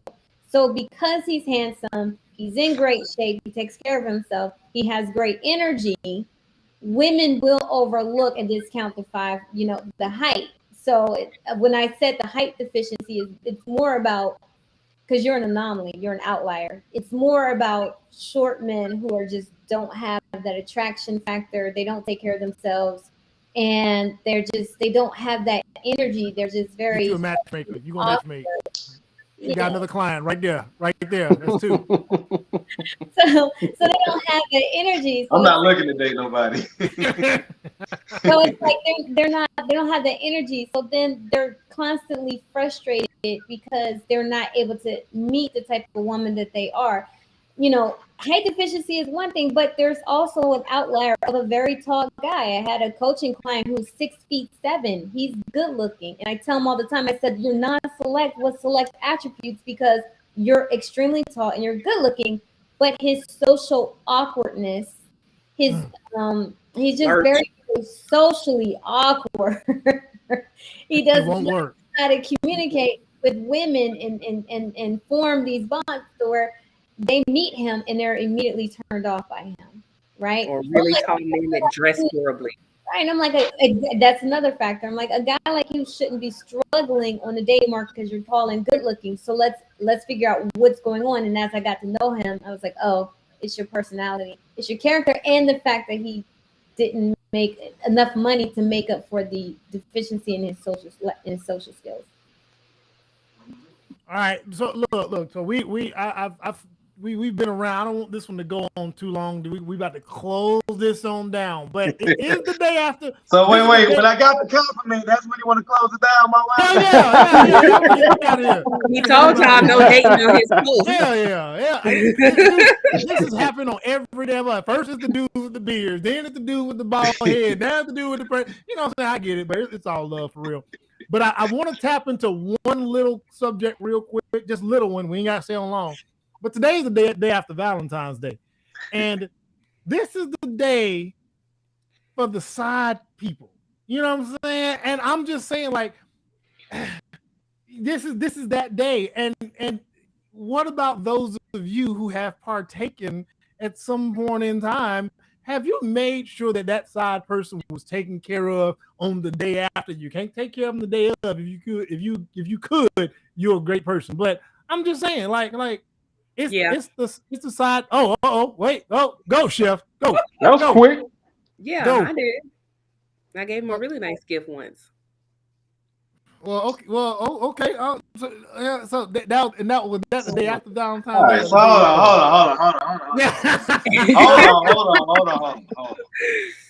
hold on. Here you go. So this is some masculine shit you talking about right now. Oh my God! You got a side dude? Is that what you talking about? Oh, she said she did once. I did. That was saying she had a side dude. We've talked about being poly before, sir. This shouldn't be news for you. Okay. All right, man. I get it, man. And your husband let you spend money on your side dude. It's not necessarily a side dude if there's an understanding. Exactly. Correct. He's an extra partner. So. Whoa. I mean, I can't relate. That's not what I engage in, but it's an extra partner. That's not a side dude. That's something different. Your side piece is something that you hide and keep on the side, aside from the main entree. So, you know, it could be coleslaw, it could be macaroni, it could be mashed potatoes, it could be green beans, cauliflower, asparagus, whichever side you like to partake in. But the side is hidden. It's the accompaniment. And it's supposed to help you get fulfillment for the whole entire meal. Whereas we all know that entrees can be very fulfilling by themselves, but them side dishes, they only fill you up for a moment. So I wouldn't say a poly arrangement is the same thing as having a side piece. Because you've never had a side piece matchmaker? I've never ever, no, and I've never been a side piece. Oh, she wouldn't even let me get to that question. I've never had a side piece. She wouldn't even let me get to that. No, Bessie, you ever had a see? Y'all women ain't gonna own it. If y'all, no, I will say that I was dating a guy, and I noticed that his behavior was changed. Like we've only gone on a few days within 2 weeks. But I noticed his behavior switched up. Like he wasn't consistent as before. Me contacting, reaching out to him, he wasn't answering, wasn't texting, and it just hit me. Female intuition just hit me. There's another woman in the picture. So I asked him. I said, "Are you seeing someone else?" And he said, "Yeah." And I said, "How long has this been going on?" And he said, "Oh, it's been, I think he said a couple of weeks long before I met you." And I said, "Oh, what did you think was going to happen here?" And he said, "Well, yeah, I thought I could have both of you. I'm not married." I'm like, "Oh, no, that's not going to happen." So. Oh, come on, man. God damn. Desi, have you had a side dude? No. Never had a side dude. Have you ever been How long was your longest I've never relationship? been a side piece. Damn. How long was your longest relationship? 6 years. And no side dudes ever? No. That guy didn't want to marry you? Yes. You didn't want to marry him? It actually wasn't her, and I wanted to move away. Like our lives just was not going in the same direction. So I'm like, you going that way, I'm going this way. I'm moving to Atlanta. What you gonna do? And it's like, that's not what move I want to make. So we went our separate ways. I've never had an issue with commitment and that type of thing. It's just a matter of like, do our lives make sense for the next step together? So then why date a woman for so long? Like if you want kids and stuff, you want I was in my 20s at that time. 20s? Okay. Yeah. And I guess that's what a lot of people be saying, man, is like y'all really like to play around a lot in y'all 20s and stuff like that. And then, you get to like you say mid-30s. And I mean, let me just ask, like this guy that you want to marry, do you want him to be earning well and things like that? I'm realistic. Like the person that I ideally would, build my life with, we kind of in the same industry, and I'm just not like, you better make this certain amount. Like I've known him for a while, and Yeah, I don't have like a set number, but realistically, okay, we have to sustain a comfortable life. So, that's a small factor, but it's more so, how are our core values? How do our core values align? And they do. What do we want for ourselves in the long run? All of that aligns, so. So then what's the problem? I mean, if this guy, that if you already got a guy and this and that and all this stuff, what's the point of that post? Well, the hang up with us before was the distance. We didn't live in the same city. And at the time, he's like, I'm not leaving Atlanta. And I'm like, I'm not coming back to Atlanta. But now I'm back in Atlanta. And now it's just a matter of us rekindling, like, okay, so let's try again. So we're in that try again phase. We're not in the space like we jumping in head first. But I'm not going to be your woman. This sounds like you're pretty much doing the same loop that you said you've been doing, right? What do you mean? Sounds like the same loop. So you about to go on a loop with this guy, and y'all don't know, and we're seeing, and we're trying, and have you told him, like, hey, I want to be married? No, because initially, like when we dated before and I left Atlanta and he was like, he entertained the idea of coming where I was. And then he was like, I don't think I could do it. And we had the conversation. I don't want to do this long distance thing. Like, let's kind of hang it up. Okay. So let me ask you a question. How long have you guys been in this trying to see if we can do something phase? Like since I've been back in Atlanta?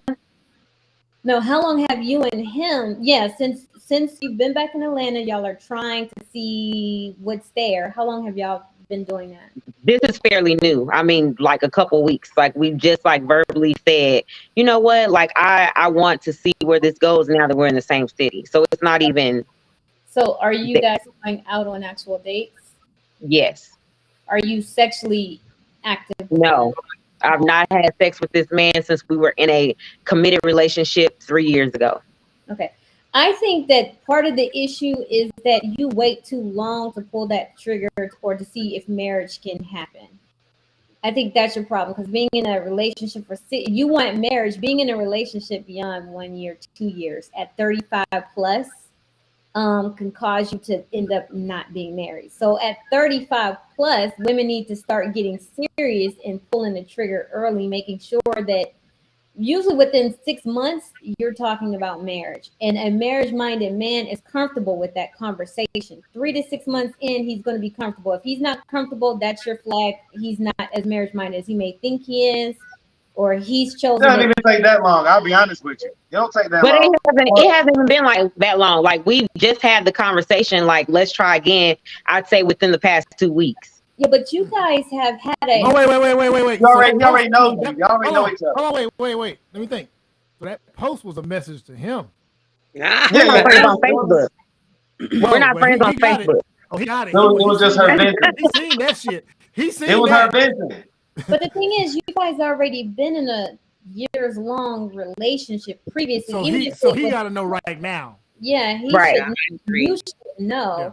And y'all should be in a space where y'all are just moving into a relationship, another relationship at this point, because you're right. The problem was you weren't in the same space. Now you're in the same space. It seems, there's been another problem that's been created, because I don't see why y'all are not together moving towards commitment in marriage. If that's right. I agree. When you lay down the law, it don't take men long to figure out whether they gonna be in it with you or they out. Right. I agree. Mm-hmm. What's his name? I'm gonna send him this live. No, you don't. Don't do it. Don't you put that man's name on this? Now back. Now, real quick, like I said, we're gonna close it out. I don't even know. I don't gotta. It's side bay day, and I don't need to ask this boy, the dude behind on the bottom, if he's ever been a side bay or. Wait, hold on. Yeah. No. Yeah, you have. Yeah, you have. Yeah, you have. I have been aside. I never had a side, but I have been aside. Mm-hmm. Mm-hmm. I was probably some red beans and rice. Mm-hmm. So you were a real feeling side, but you was on the side. Yeah, he was a party side. Yeah, party side. Tell the story. Do I know this story, or is this? Yeah, I told you. Go tell the story. Yeah. Tell that story on. Oh my gosh, that Yeah. was You gonna make No, him I mean it's quick. It was just a little a summer. summer thing, and we worked together, and you I work didn't up. know she had a guy, because we didn't talk that often while we worked. You know, she worked on the inside, I worked on the outside. And I can't even remember how we ended up. I think I just shot my shot, and she agreed to it, and we met up. You know, started hanging out or whatever. And then once we started, after we started hanging out, then she told me she had a boyfriend, or whatever. So at that point, I was just like, I don't give a damn. He lived in another state, so back then, my mind was like, this nigga. So it was like a badge. I was young. My I think I was like 20, 21, something like that. So it was fun for me as a young ignorant nigga. It was fun. She tell me don't say nothing. He calling me, and she trying to rush him off the phone or whatever, and I'm laying there giggling under my breath because he don't know. So it's like, but it wound up being more than I could handle, and it showed me exactly who I was, because I caught feelings, Mm. and I wasn't supposed to.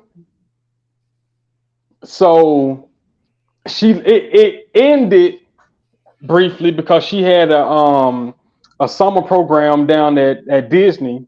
She was an artist also, and she left to go down to Orlando to intern at Disney, and I was like, dang, I remember you it said you stung a cried little when the bit. plane took off.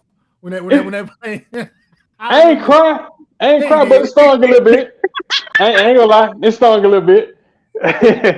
But she came back to finish school after the internship, so we tried to pick up where we left off at. We hung out a couple of times, um, and then it just fizzled out. By that point, when she was gone, it was enough time for her to get out my system. So when she came back, I was just like, I got access to you, but it wasn't exciting anymore. So I think we just stopped. We just stopped talking. It wasn't no conversation that we agreed to go our separate ways or whatever. Like, we just stopped talking, and it was just you know I moved on to whoever else I had lined up, and she did whatever she did. I don't know, but it was just like, it's over with. I'll give I'll give real two quick stories, and then hopefully Marcus can get back. I know he done been one and had one or some or another. Got one Um, there. so my I was a side guy. I've done that a few times.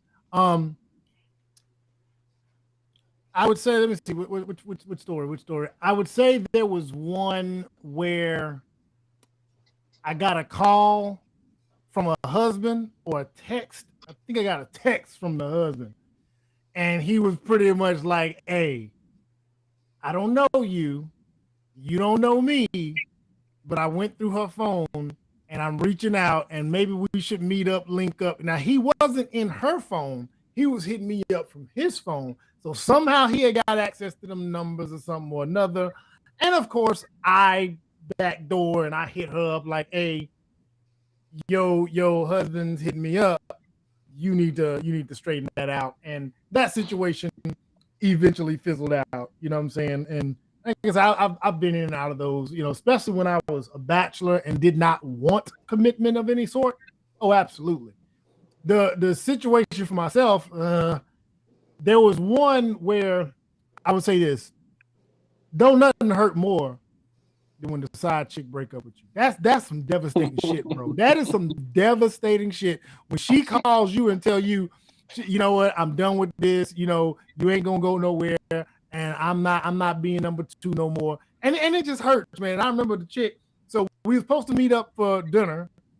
I go to the restaurant and she stood me up, and so I'm like, oh man, it sucks. Like, what happened? So I hit her up, and she's like, I just wanted to tell, I couldn't go. I can't do this no more. And that shit hurt, man. I mean, I couldn't take it. And sometimes it's not even that your man is mad at you. It's not that nothing's wrong with your relationship. The side chick done broke up with him, and he's hurting. He's hurting. So let it pass through his system like a bad cold or a sickness or something, and then he's gonna be right back to you. Things are gonna be normal. It's probably the side chick done broke up with him. Been there, done that, done cried in the car, and then yeah, that was what it was. Go ahead, Marcus. You close us on out. You done been the side guy, or you done had the side boo. You done it all. Give us something. Well, I mean, I've definitely done it all, like you say, right? But as far as being a side guy, only when I was very much so younger. Once I got into a committed relationship, and realized that you don't want to play with nobody else's woman like that, because they might have the same type of feelings that I might have, and somebody, you know what I'm saying, whatever. Then I decided, like, all right, well, you know what I'm saying, what I'm gonna do is cheat respectfully. And so that's what I did.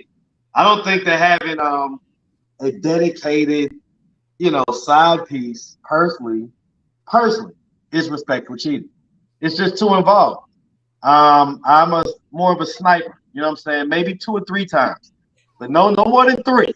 All right, after 3, three times a year, Well, or why 3 like cheat when you can three just times, three say times what you period. need? Unless it's like, listen, all right, I ain't gonna lie. There was like a couple girls that was like, you know, they got that shit that you be like, you know what I'm saying? Then you know, okay, you might go past 3 times, you know what I'm saying? You know, I have about 1 or 2 of those. I ain't gonna cap. Tisha's not impressed. There's levels to this thing now. There's levels to it, but for the most part, I'm respectful, and I don't build no bonds, and I don't do all that. I ain't getting them nothing for the day after Valentine, nothing like that. Like, my resources are going towards my family and my household, and da da da da da. And the only thing that you get from me is, you know what I'm saying, and, you know, maybe a little bit of, you know what I'm saying, spending on some, you know, food or something like that or whatever, but like not Dick like and bubble gum. But how is cheating ever respectful? When you do it Well, respectfully. hold on. No. Let me say this. Let me say this. Wait, hold on. For the type of lying period is disrespectful. for the type of libido that I had in my 20s. He's in his 20s. Okay. There was right, not now. You know what I'm saying? I mean, that's, you know, whatever. I'm still whatever, but you know what I'm saying? Like, but what I had going on in my 20s, I don't know if there was any one woman that could have taken care of that, honestly. And so, in order to keep my frustrations down, why would I not do that? You know what I'm saying? Instead of having to try to force you just be up front and tell the truth. 99% of that y'all doesn't work. That. That's bullshit. Okay. Yeah, I guess I'm a different kind of woman. Here's the thing. Because I really don't care. This started after we had kids, so it's not like I could risk not raising my kids. You know what I'm saying? Like, that was more important than, you know what I'm saying? Then you know what I'm saying? Like, hey, listen, man. But you were still risking it though. No, calculated risk. Calculated Reckless. risk. Calculated right. Risk. It's a calculated risk, and it's a situation where, hey, listen, man. If you do it a certain way, you're not gonna get caught. You know what I'm saying? There's no way to get caught. If you don't exchange information, you don't do this, you don't do that, and you just keep it like, hey, it's just cool or whatever, and then you block them, or, hey, listen, man, you ain't gonna get caught. You know what I'm saying? And for a long time, I didn't get caught, and honestly, even when I got caught, I didn't get caught. I kind of, you know what I'm saying, gave myself up type deal. So, yeah, man, listen, some guys have a little bit more libido than others, and one woman, especially, like I say, when you're in your 20s, y'all don't know what it feels like. You don't know what it feels like. They're gonna find out. When you got that testosterone pumping in you to the tune of, like, let's say top 3% type deal. Ain't I don't know. one I woman- never had those problems because Miss when he was Johnson ready to said- go, I was ready to go. Miss Johnson said- You couldn't Miss- have handled me in my 20s. Like I was always ready to go. You know what I'm saying? Miss Johnson, So, like, hold on. it I was was always ready to go too. That's Shit, what I'm they still always ready to say. go. That's what they No, always literally. say. Until Miss- they hold on, introduce Miss- you to God, is always 6-7 ready times to a go. day. I'm gonna put them right up 6-7 underneath each other. times a They day. always beefing. Every time they beef. I said, Guys, he be Miss- trying to tell me you this Miss- woman, you this type of woman. I'm like, Hold no, on. that's not who I am. Like literally on. 6-7 times a day, I'm ready. There's that's never too a much moment work. I where ain't I'm built for not that. ready. Miss I Johnson, hear I'm you. not ready. I don't like you. That's period. That's it. Miss Johnson said the truth always comes out. I will say respectful cheating is you're doing everything not to get caught. You ain't bringing nothing back to the crib, and Right.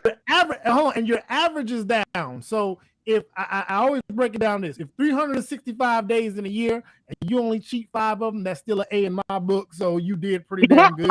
I'm just Yeah, saying. you're doing well. You are doing well. Thank you. Okay. You're doing real good. 5 days out of the You're goddamn well. year. Let's have Yeah. an applause. Yeah, you know what I'm saying? So I'm just saying that, and not only that, I mean, there's another factor that's not considered. Variety is a thing that men, we looked at these studies the last time, men more so than women desire variety, period. More so than women, statistically speaking. Sheffy, you wasn't here. I'm gonna send you the link to it. We went over that last time. Variety is a thing that men more often than women prefer. I know. I believe you. But now with Marcus, when you get to a certain age, that tails off. When you got more to lose, it starts to tail off. Right. And you sort of sit there and think, I've been there, done that, and I'm not Right. I was talking about in my 20s, right? So, these days, there's a lot more on the line. There's a lot more going on and things like that. And then plus, I'm just not going to get in a relationship where I would feel the need to do any of that. So, you know what I'm saying? But, yeah, in your 20s, listen, some guys in their 20s, man, they literally can just, you know what I'm saying? And so most women, even if they can handle it for a little while, they really can't handle it for like an extended period of time. And so in order to keep everything cool, in order to keep things interesting, you gotta be able to take some nights off for the right reasons. Yeah. You know what I'm saying? You gotta be able to take nights off for the right reasons. So if you just did something with this, you can take the night off at home. You know what I'm saying? And so that allows her to recharge, right? And so it's like then when it comes back to it, it's a little bit strange to you now because you just did the other. You know what I'm saying? It's like, what I'm saying? The thing that confuses me. It may sound bad, but it actually because it is bad. It's an ecosystem. You know what I'm saying? Like, this month. And it's not all the time. That's what I'm saying. It's just, every now and again. No, I guess. I don't know that people actually realize just how many women are dealing with the same things, because women cheat, I think, almost probably more than men.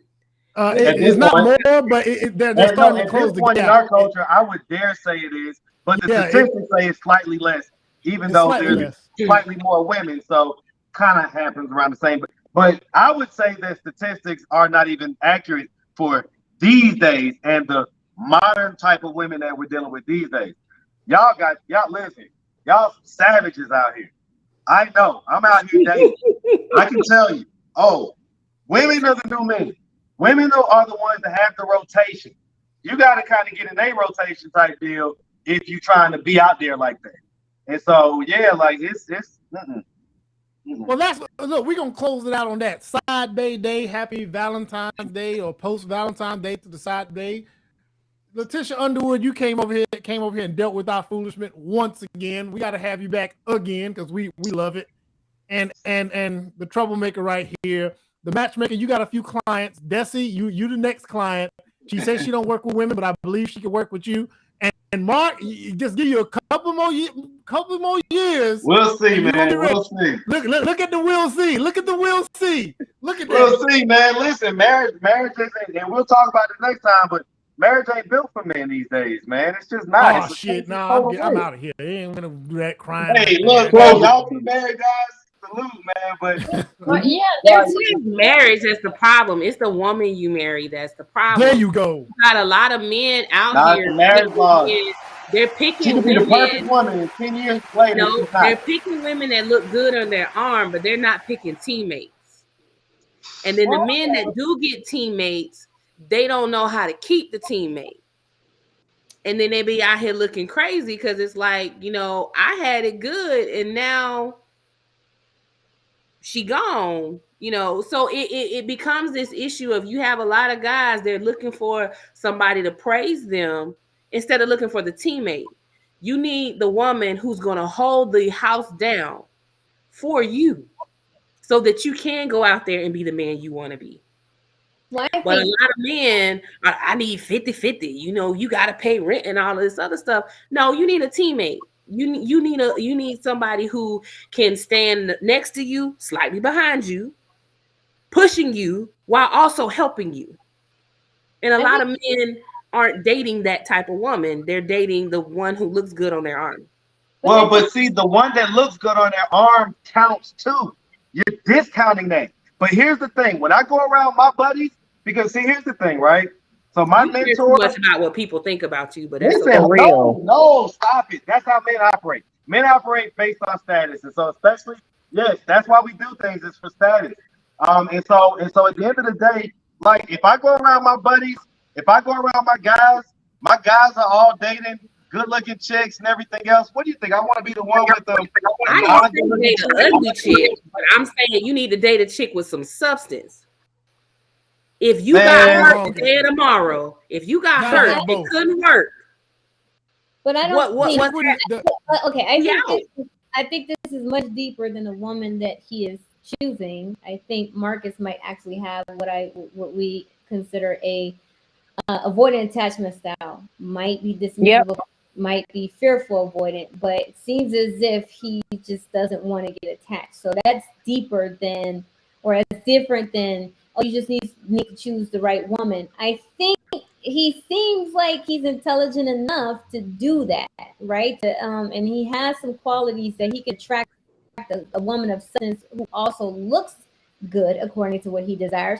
But he is signaling and saying he just doesn't want to be in a relationship. He doesn't want to date. Now, I'm not going to go into those reasons as to why, but usually when I hear men saying that, they're usually coming from a place of they're trying to avoid bonding and getting close with. Get him, matchmaker.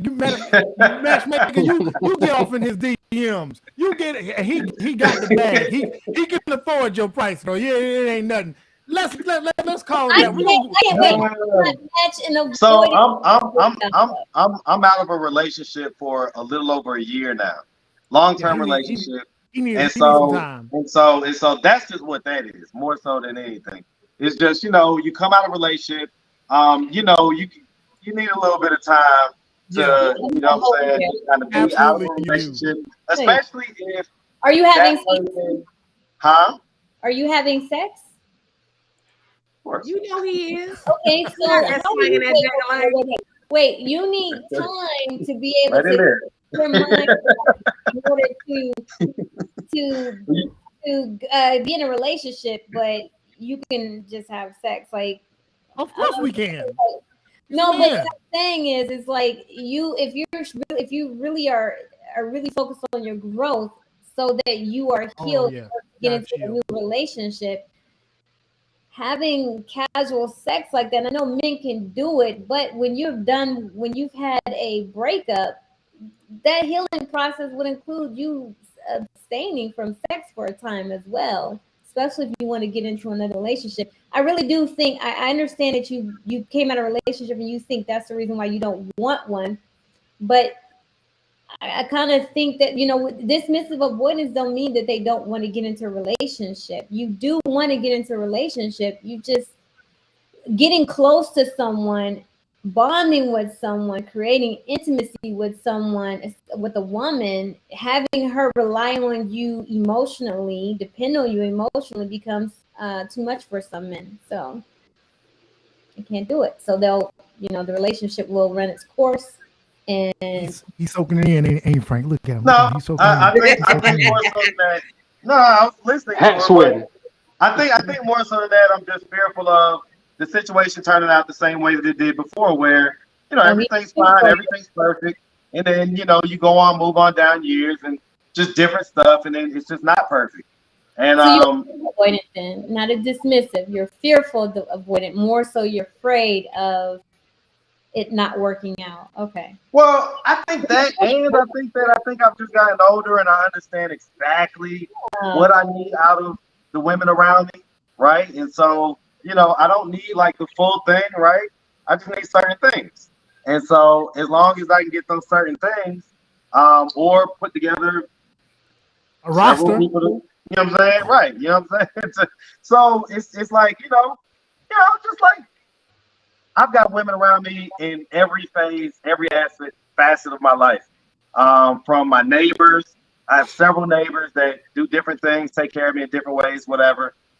Several, just Okay, but what are you doing to help facilitate the closeness of these relationships beyond laying pipe? Like, what are you doing? No. So like all of them and intimacy, and to make sure that these relationships are becoming close relationships, because you're talking about what everyone is doing for you, but what are you doing for everyone else? And you don't have to go into details. A rhetorical question, something to ponder on, that typically fearful avoidance, in order to avoidance in general, in order to avoid bonding and getting close, they will have these things in place, these different women who can meet different needs so that their needs are getting met. But are you meeting anybody else's needs?